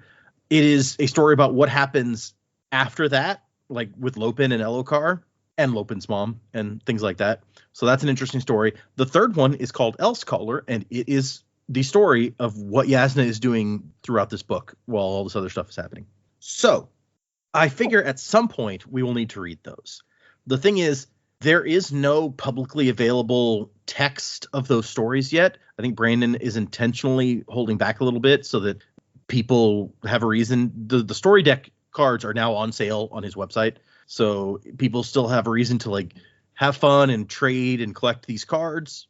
So I'm not sure how I would get you guys the stories short of pulling out. I have all of the text. I got all of the story cards, the main ones at least. So I could take pictures of them and send them to you guys. I don't know how readable that would be. So I'm going to figure out how to get you those. And at some point, those are stories that we will read and discuss on the show. I'm not sure how soon or late. I mean, if Brandon's holding the full story back, I don't know that it's right for us to go and be like, here's everything that happens in those for the moment, not until they're released. I don't know. I'm not sure is the answer there. So it is something that we will learn at some point. It's not so central to the plot that it's going to be in one of the other books. It's a side story that ended up on these trading cards. Okay. For now, we will continue to wonder. Yeah. And so, you know, if listeners, if you have opinions on if you've got those cards, you went to the convention, you have opinions on when we should read them, feel free to send in, because I'm thinking about it at this point. Sorry about that. Just a random side note. You guys can go back to predicting. Man, what's gonna happen? We didn't get our big bad like focus reveal of besides Voidbringers, right? We didn't get like a huge reveal of what our next main like antagonists are going to be. Besides, this Everstorm's going to turn these Parshmen into Voidbringers, and they're going to bring about the end of the world, right? I think I've talked a little bit about what maybe some of my expectations are, right? We're going to have to deal with Adolin killing Sidaeus in some way. I feel like that's going to have some kind of deep effect on him. It's not going to be something that can just be kind of glossed over. It's going to be more than just like, yeah, that's a thing that happened. I killed that guy. So we're going to have to deal with that. Kaladin making it home. Who's going to be around? Are both his parents still around? If he makes it all the way home, what is that homecoming going to be like? They obviously know that at least one of their sons is gone, I assume. Yeah, you think. Have they been thinking about Kaladin? Have they been wondering about him? What is that going to be like? Is it going to be happy, bittersweet, whatever? Yeah, we've never seen anything that was like Kaladin sent a letter home to his parents to let them know he was alive. Yeah. So we don't know. And then Dalinar's got a lot of stuff to do, and he's a little misguided on who his friends are, aka Taravangian. So like, how is all that going to play out? Is Taravangian going to take a more active role in this next book? Is he going to be like more of like a big bad main character than he was in this book? He was just kind of on the sidelines. Is he going to have to take a more active role, or is it just going to be more of him like masterminding? Is Nail going to be like a more active presence? We got him a few times throughout the books, and then kind of in the at the end here he brings back Seth, but like is he going to be a more active player? And then, are Yasna and Wit like best friends, BFFs forever now? Like they're going to hang out and we're going to have the Wit Yasna adventure. That'd be kind of interesting. Or is she going to get back like to the rest of the group? I think that would be, kind of maybe more what we would expect, right? We would want her to let her family know, like, yeah, I'm alive, by the way, like, so, and then what role does she end up playing in that group, that dynamic, right? That's a fifth Radiant potentially that we've got, that we know where they are, right? And there's other Radiants that we've met throughout the book, Lift and so on. Like, are they going to take a more active part in the main story, or are they just going to, is it just us as readers knowing, yeah, those people are in the background doing their thing, fighting monsters or whatever? Just to expand on that, Yasna, as far as we know, started experiencing these Radiant things like 6 years ago, the night her father died. So she may be the most experienced with her radiant powers at this point, despite the fact that she's kept it a secret. So does that like mix things up in terms of who's in charge of this group or something, you know? Yeah. Well, and the shoemaker, he seemed like he'd had his guy a long time too, but he's dead now. So yeah, he did. So yeah, that's another thing. Is like, how long have these Spren been out and about doing their Spren thing? What's Amaram's role going to be? I assume he's coming back. Moash, what's his thing going to be?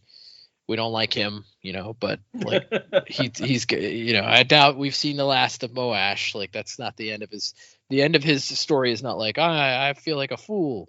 The end. He's heading off to join the diagram or something. So yeah, he's gonna be hanging out with Teravangian, listening to people's death rattles and stuff. But yeah, there's just a lot of our even though a lot of our characters kind of ended up together at the same time, a lot of other characters kind of spread apart. So we're kind of figuring out like how each of these puzzle pieces are going to kind of fit in. And we obviously don't know the answer completely. So we'll just kind of hang on for the ride, I guess.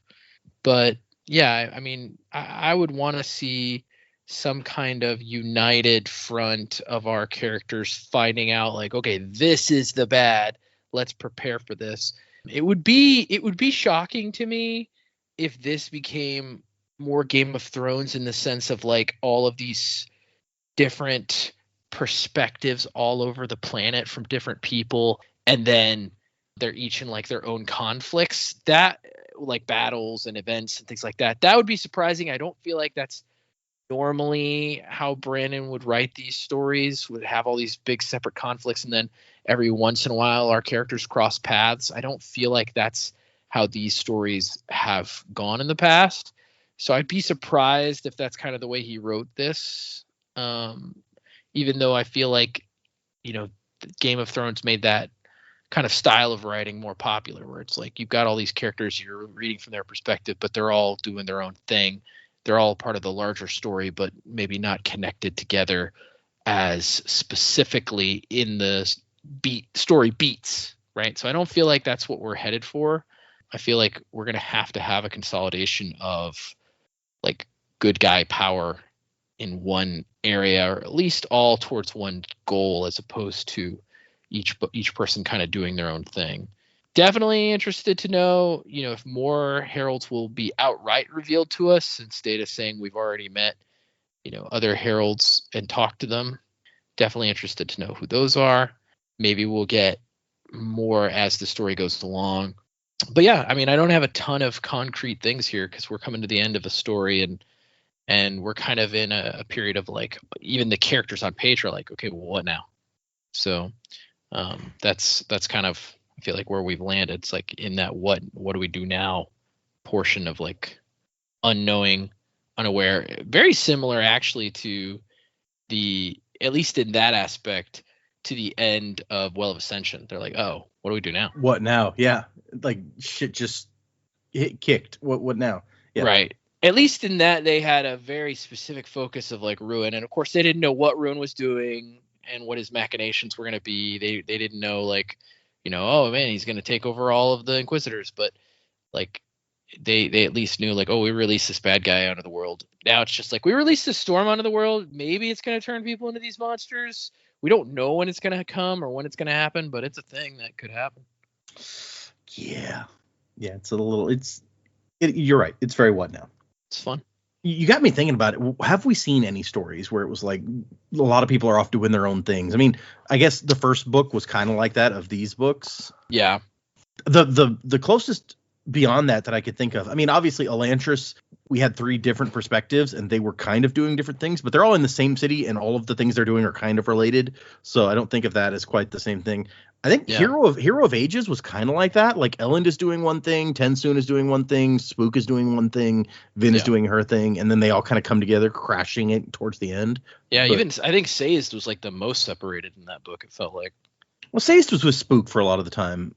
He goes off with Tensoon like towards the end to meet the people, but he definitely had his own thing going on. Even being with Spook, he had his own like agenda that he was mostly focused on. going through his religions and stuff. So it's happened a little bit, but I agree that it's not on the Game of Thrones level of that sort of thing. But speaking of things that it's hard to predict, I was going to take this opportunity to ask you guys. The next book is called Oathbringer, and we know each one focuses on flashbacks of the history of a particular person. So have we talked about this? Do we know or have guesses about who Oathbringer is going to focus on? I mean, Oathbringer was Dalinar's sword, so maybe Dalinar. I don't know. Fair guess, yeah. That was my guess too. Okay. Jamie, any dissenting opinion? Yeah. I mean, that probably would have been my guess, but he's just abandoned the sword. Well, that wasn't Oathbringer Well, that he no, abandoned because Sadeas had that. No, you're right. That got abandoned by Adolin, who chucked it out a window. Sorry. Yeah, I don't think it's going to be Dalinar. I think, let's just throw someone random at it. Who would be cool? I don't know, maybe Navani will pick it up or something. Oh, that could be interesting. I can see. I want to learn more about Navani's history. Sure. Okay, that's good. I like that. Even if that's not correct, I want that to be correct now. It's probably Dalinar, but all right. Sorry, Dak. So that just occurred to me. And I wanted to hit it before we moved on. All good. Well, my first prediction was in the same sort of ballpark, not like who the history would be at, but the prologue chapter, because I think you've said before the prologue of each of these books is someone else that happened the night that Dalinar, not Dalinar, the night that Gavilar died. Yeah, we know for the first 5 books at least, it's a different perspective for each of that same night for each book. Yeah. So I'm going to take a swing and say that for Oathbringer, the prologue will be Eshonai's perspective. Oh, okay. But I think she was there. She wasn't one of the ones who surrendered. She ran. Is that right? Do I have that right? That sounds right. Yeah. I think she mentioned that, yeah. Yeah, so it'd be nice to see like Eshonai's perspective, the Parshendi perspective of that night. Yeah. But yeah. Speaking of Eshonai, I've said before, I don't think she's dead. I think we're going to see her again, given that she is in storm form.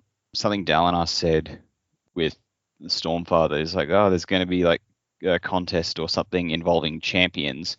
I'm like, well, Eshonai seems like the good candidate for the other side as a champion. Oh.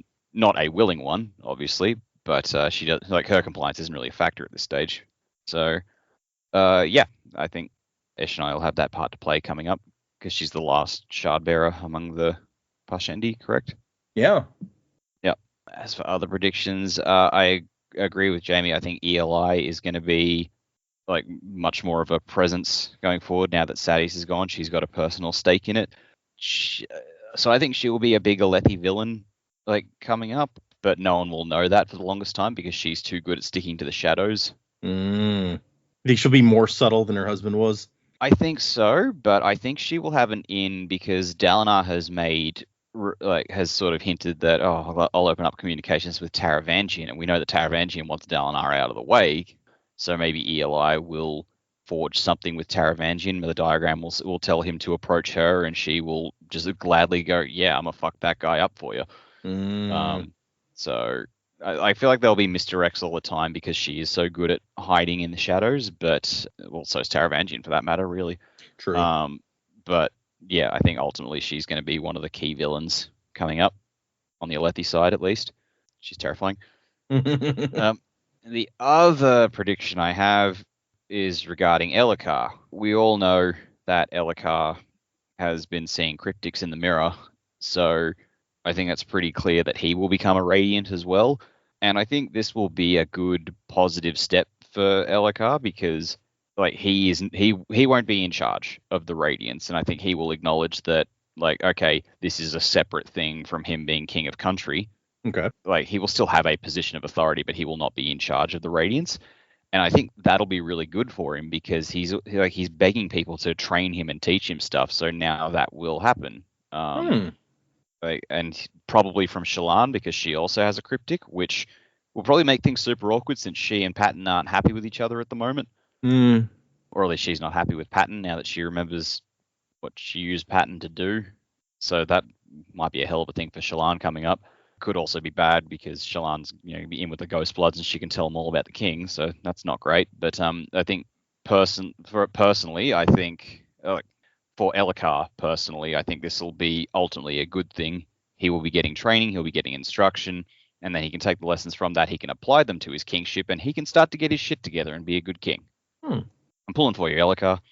So this is really interesting. What, assuming that if he's the same kind of, he's a light weaver like Shallan, he's got the same sprint, right? Like, how does he use those powers of like illusion or whatever in his kingship? And related question, like, what kind of, if Shallan's had to speak these truths, these things that she didn't want to admit to herself that had happened, what kind of truths would Elhokar have? Well, I mean, he's pretty good at spitting truths as far as like I'm not my dad, like I'm not as good as my dad, stuff like that. So maybe that's part of the reason the cryptics are drawn to him. Like, one thing you can say for Elhokar is like he's never, like, I don't think he's ever been dishonest. He's foolish and he says the wrong thing, but he says it all honestly. So yeah, maybe there was that time he tried to make it look like somebody was trying to kill him. Good point. I had momentarily forgotten that. Yeah, so I don't know what kind of truths he needs to speak, but maybe it's more a case of who he needs to speak them to. He needs to stand up for himself to Dalinar in a way that Dalinar will listen. Like, I don't know how he would use the powers per se. That's just something I have to write out because like I'm still wrapping my head around these powers as a whole anyway. Fair, yeah. But yeah, that's where I think we're at. Oh, some interesting thoughts. Yeah. I kind of like some of these ideas about where we're going. Okay. Yeah.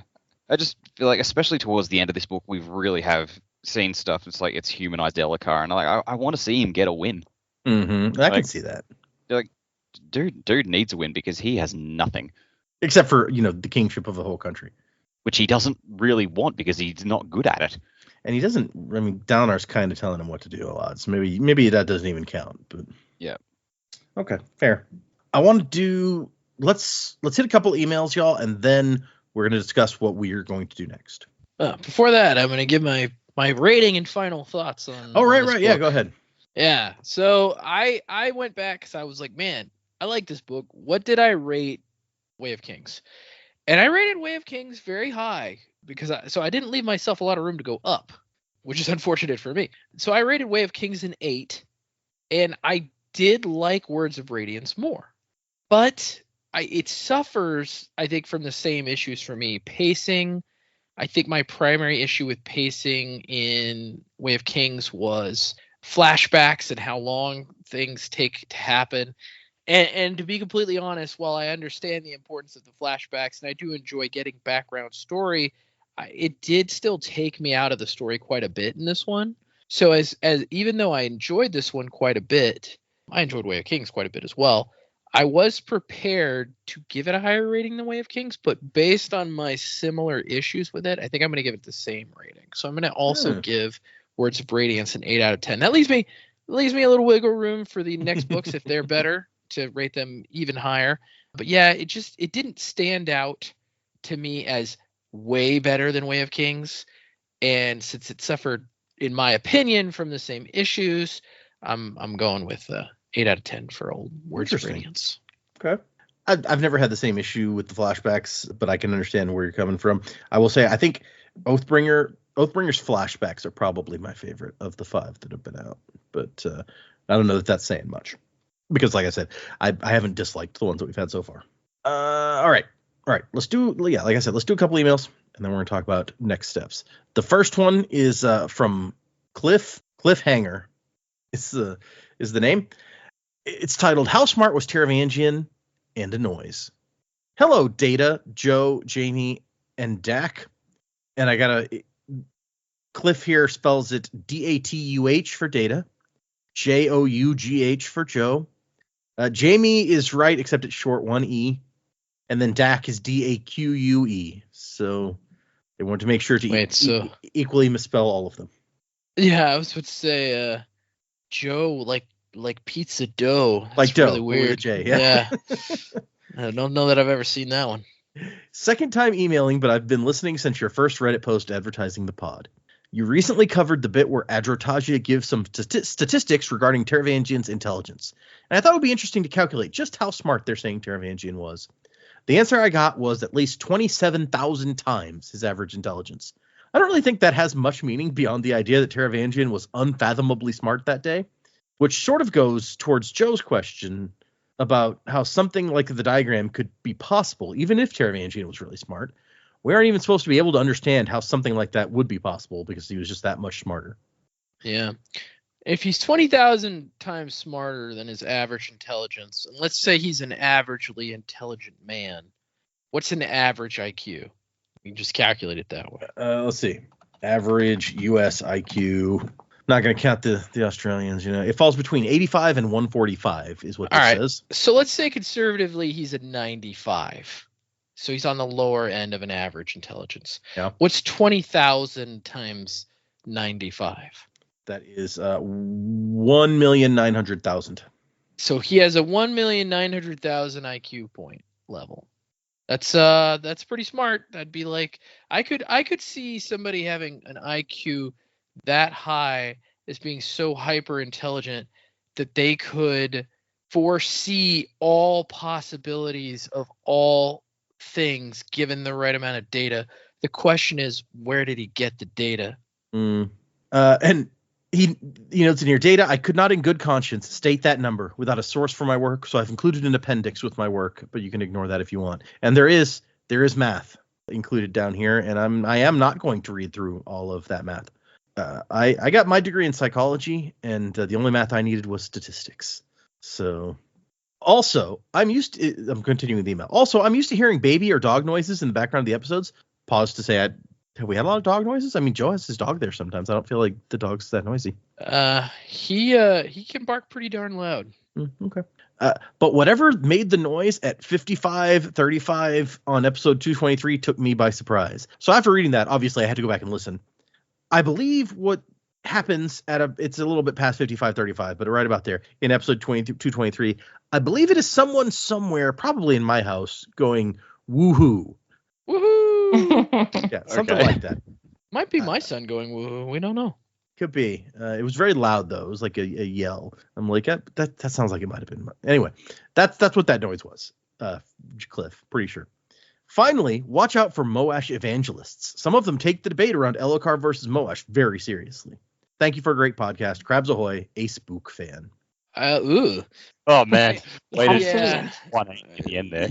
Yeah. Also, Moash evangelist. I feel like that's an oxymoron.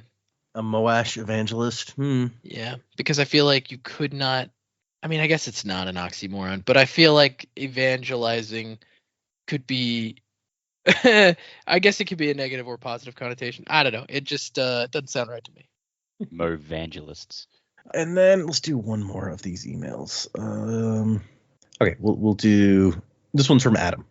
Lopin, Wayne, and Kaladin Moash comparisons. So Adam says, "Hi, Sanderlanche crew. I was, I think, one of the first to write in to y'all with complaints about Wayne. So I feel I'm obliged to weigh in with my thoughts on Lopin. Personally, I don't really like Lopin for different reasons than Wayne. In Lopin's case, it's more that he gets on my nerves and just doesn't shut up. A lot of the times I'll laugh at his first Lopinism, but then he'll just keep on going, and I just want him to be done so we can move on with the scene. Wayne, however, does know when to stop talking, and as a result, I do enjoy a lot more of his banter. My problem with Wayne is he's not really a good person, and despite getting better, he never really addresses his inherent selfishness and self-centered attitude. Even his sacrifice in Lost Metal doesn't really address this, in my opinion. That isn't to say that Lopin has no flaws, but his lack of major flaws makes him almost worse from a reader perspective, since it just makes for a character that I don't like reading and doesn't have any interesting character details. I don't know. Any thoughts on that? He's the Lopin. Show him some damn respect. I mean, I can kind of see it's like, oh yeah, like Lopin bangs on a bit. He might get on your nerves, but I feel like he's less as the one who like took a set against Wayne. I feel like Lopin doesn't bother me as much simply because he's not a main character. He's kind of just like he's just the dude in the entourage who pipes up every so often with some comedy. That might be changing now that he's getting powers. Yeah. But also Lopin's always there when you need him, right? Like he's always got the he's helping cousin. Out. Yeah. Like he's never actively doing something that makes their lives harder, unlike Wayne. Right? That is true. Like Lopin has never stolen something from Kaladin and said, well, if you didn't want me to steal it, you shouldn't have left the door locked for me to pick it open. Yeah. Like Lopin at least is always there for you. with a smile and some chowder. Some chowder. Yeah, that's a good point. Like, Lopin is always helpful. Even when it's not necessarily help that you feel like you needed, he's there trying to help out. Right. That's a good point. And he calls people Gancho. Who doesn't like that? Gancho. Yeah, I sort of touches on what Dak said, because he's a character that he's there, and it doesn't really bother me. But if he's going to take a more prominent role, maybe it would start to get really irritating. But I'm pretty sure so when I've been listening to the audiobooks, Wayne and the Lopin sound like the same voice as well. Like very, very similar. Yeah, it's the same narrator, so that kind of makes sense. It's the same narrator, but the same. They have very similar delivery, I think, of the lines, and it's quite funny that comparison is now being brought up. That's interesting. I always think whenever you talk about, like, you've listened to some of the chapters, I'm like, man, I want to go and listen to that just to hear it. And then I've tried a couple times, and it's just my thing with audiobooks. I can't do it. I get distracted. But you always leave me being like, man, I should go listen. I think sometimes it's good to listen to it, because then you can hear pronunciations and all that sort of stuff, which I definitely like, rather than trying to figure it out myself and then find out I'm completely wrong. Where I've liked it in the last few weeks is reading the epigraphs, and how, like, you really get a sense for the rambling. I think in one of the ones we just read, which was it was all the words were just mashed together. There was no spaces. You can't see that on the page. So I think there is still something about reading the actual text that you do miss in the audiobook. But then in the audiobook, you get like, this is just rambling. This is just words. And I kind of gives a bit of extra context. But yeah, I definitely flip between the two. I don't know that I could do the whole book. I mean, you then, of course, miss the illustrations and things like that are really interesting that come up in the book. Sometimes you find the printed version is different to the text version, which is something you'll hear about if you listen to the live read that we did last week. I was reading a different book to Dak, so that was fun. Yeah, I think it's definitely good, but I do still like reading the textbook. The voices are sometimes pretty fun. That's cool. It's interesting what a different experience it can be. And speaking of pronunciations, actually, the next part of this email is about Moash and Kaladin, and I heard recently someone say that some people pronounce it as Mosh, and I'm like, I can't see it. It doesn't work in my brain. Yeah, that doesn't, for some reason, that pronunciation makes me think of Moash as a surfer, and I'm like, I can't get behind that. Gnarly the audiobook says Moash. Yeah. He's like, I felt so bad. I was riding some sick 20-footers when my parents got killed. It's the worst. Okay, so the latter half of the email. And now for something completely different. Let's talk about the parallels between Kaladin and Moash. Dak groans in the background, the email says. Yep. In many ways, they are very similar. Both hate Light Eyes. Both lost family to Light Eyes games. Both want revenge on the Light Eyes who wronged them. The difference, of course, comes in how the two ultimately go about getting their revenge. While Moash tries to directly kill the person who got his grandparents killed, Kaladin allows Dalinar to handle the Amaram situation. I think the intended lesson here is that one should set aside petty revenge to be the better man, and that revenge only makes you into what you are trying to destroy, which, to be clear, I like as a message. The idea is that this doesn't take into account the class dynamic in a way that is, to me, very problematic. Kaladin and Moash are systematically oppressed, and yet, when it comes to getting justice to their oppressors, the narrative says they should just sit back and let the other elites, i.e. Dalinar, handle it. What I and other emailers have been trying to point out is that by saying Kaladin is good for not personally getting revenge and Moash is bad for attempting to kill Elhokar, we're leaning dangerously towards saying that oppressed groups who try to take violent action to address injustices are bad, and that is a message I cannot get behind. No. Stop. Elhokar is not the target. Rashon is the target. Elhokar is getting blamed by Moash because he's there and in close proximity. Interesting point. I feel like Moash told Kaladin he wanted to kill somebody when they were still bridgemen and Kaladin was training them to fight. I feel like he was after Moash or after Elhokar before we even knew that accessing Elhokar was a possibility. Yeah, fair, but yeah, but I think Dak's point is that like you can't blame a class for the actions of one man.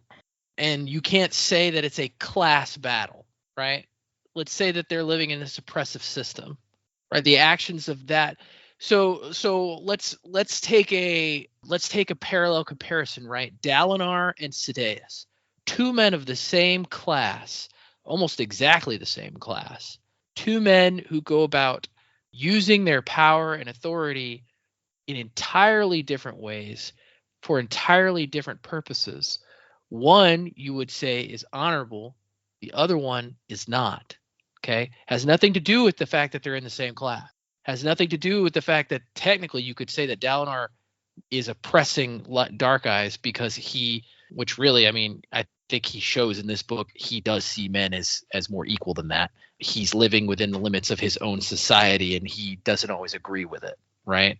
But to say that that Moash is fighting for class oppression is inaccurate. Moash is fighting for revenge, for his own personal revenge, and he's using the class oppression angle as leverage, as a kind of like excuse for what he's doing, right?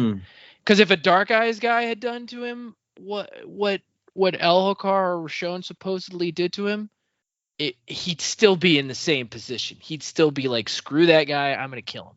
Right? Yeah, I guess that is the question. Doesn't matter.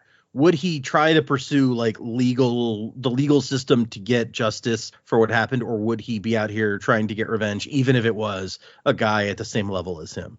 Right. Because I think that's the difference, right?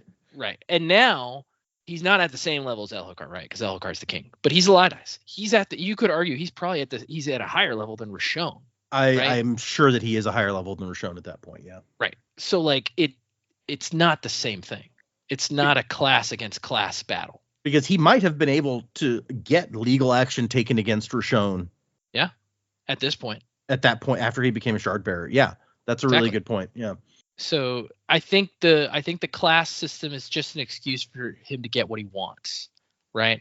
And for Kaladin, I think you could argue he was kind of in that same boat. Right, because he'd been let down by Light Eyes over and over and over and again, and this class difference had kind of kept him from getting what he wanted. You could argue throughout most of his life, the girl that he liked growing up, the respect of people in his town, his dad getting respect because of the new guy that came into town, Rashon coming into town, his brother being basically forced into the army. All of those things were done by the class system. And by, Rashon being a jerk, right?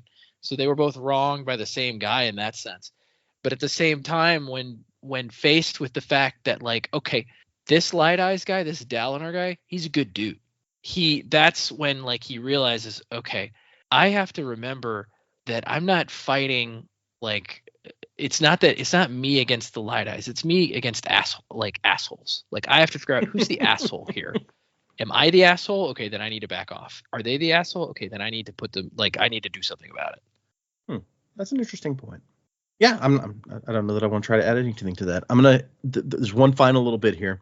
Finally, Data, why did you immediately tell them about Talon's honor blade being swapped? Out of all the things that you've let them chew on for a while, why immediately shut down speculations about Dalinar having an honor blade? Personally, I would have given them the chance to speculate for another few episodes before pointing it out at the end of the book. So I considered that. That's one of the things that we as an audience got to chew on for a while at the end of this book. And it's only when people start spotting, wait a second, why are these descriptions different? And then asking Brandon about it. Brandon's like, yeah, why are they different? That it came out that, like, oh, wait, Talon's honor, that's the blade that Dalinar gets is not Talon's honor blade. There's a hint at it even here at the end when the sword screams when he bonds the Stormfather, right? Which we know from seeing Kaladin have the Windrunner honor blade, which is Yezrian's blade, who was the Windrunner. We know that honor blades don't do that. So there was a hint right here that the blade Dalinar has is not an honor blade.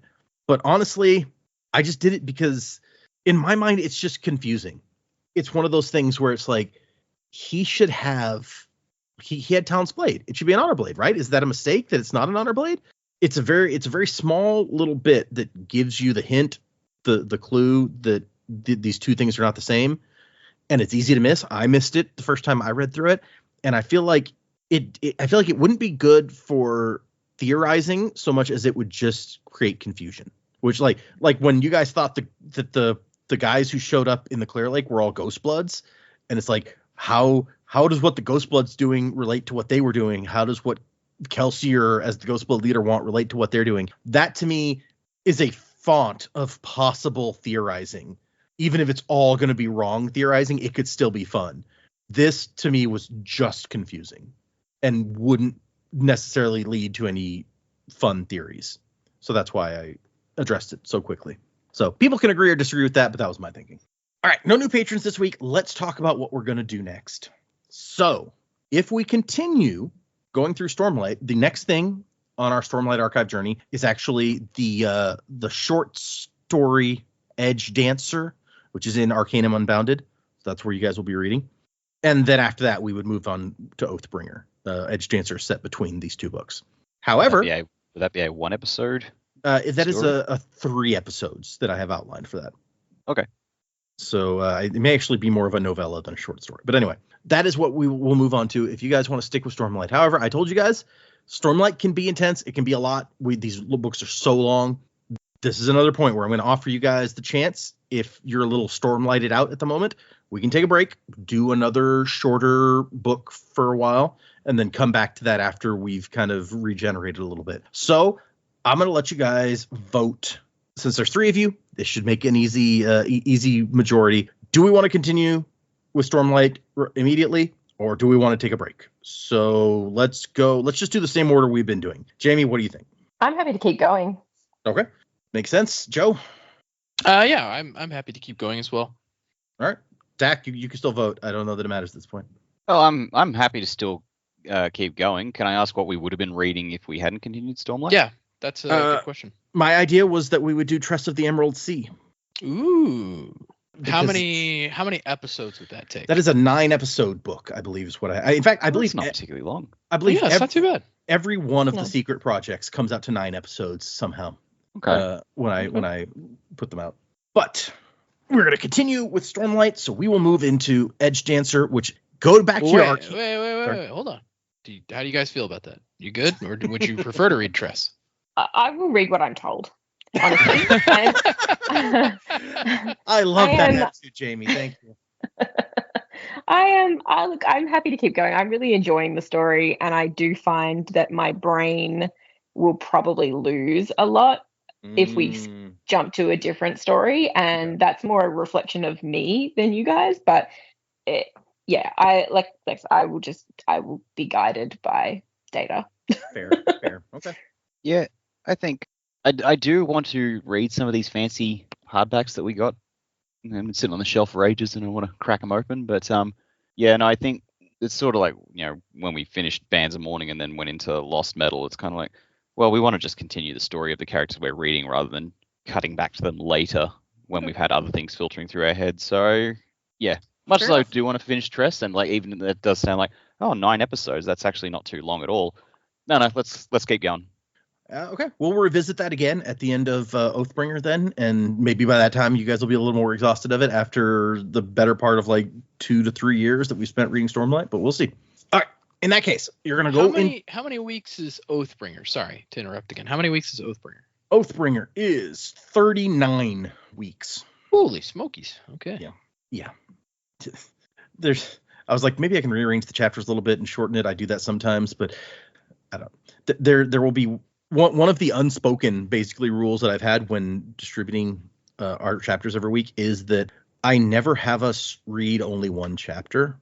I always we've always read at least 2 chapters at a time, but I also have a limit. We never read more than this number of Kindle locations, which is how I measure it. There is one episode of Oathbringer that not only is it one chapter, that one chapter is not only longer than my limit, but it's longer than Shadows for Silence or Sixth of the Dusk. Jesus. So that episode will be 1 chapter. It'll be the first time we've ever done that, but that does happen in Oathbringer. Is that in the Sanderlanche at the end? Or it is practically the Sanderlanche. Is that 1 chapter? Fucking hell. Okay. Okay. So you're going to pull out Arcanum Unbounded. We're going to read first the Roshar system essay that's in there, and then we're going to read chapters 1 through 7 of Edge Dancer. And so let me put that into our chat real quick. So there we go. We have decided that is what we're doing next. So I guess it's time to wrap it up. If anyone would like to send us an email, the address is thesanderlanche@gmail.com. Find us on Instagram and Blue Sky and Patreon, where I'm still reading Wind and Truth, but also, as I mentioned, we have our special live read will go up on Patreon, and it'll be there first. Probably I'm still not sure if 20 minutes may be long enough to be its own episode. Maybe I'll just release that the week after this as a special standalone episode and let us kind of get more ahead of the game on our reads, but we'll see. But that's check out our Patreon if you're interested in that stuff. Remember, like I said, we're doing the Roshar system essay and the first 7 chapters of Edge Dancer from Arcanum Unbounded for next time. So 7 to 8 chapters that we're reading. So if you're following along, read those. Music by Miracle of Sound. And Wasing to the Time of Next. Colo, P.S. Fisher. Crabs ahoy. Chips ahoy. You forgot your name. Don't let your spirit fade away. Amnesia. You've been through such pain, but you're growing stronger every day. Amnesia.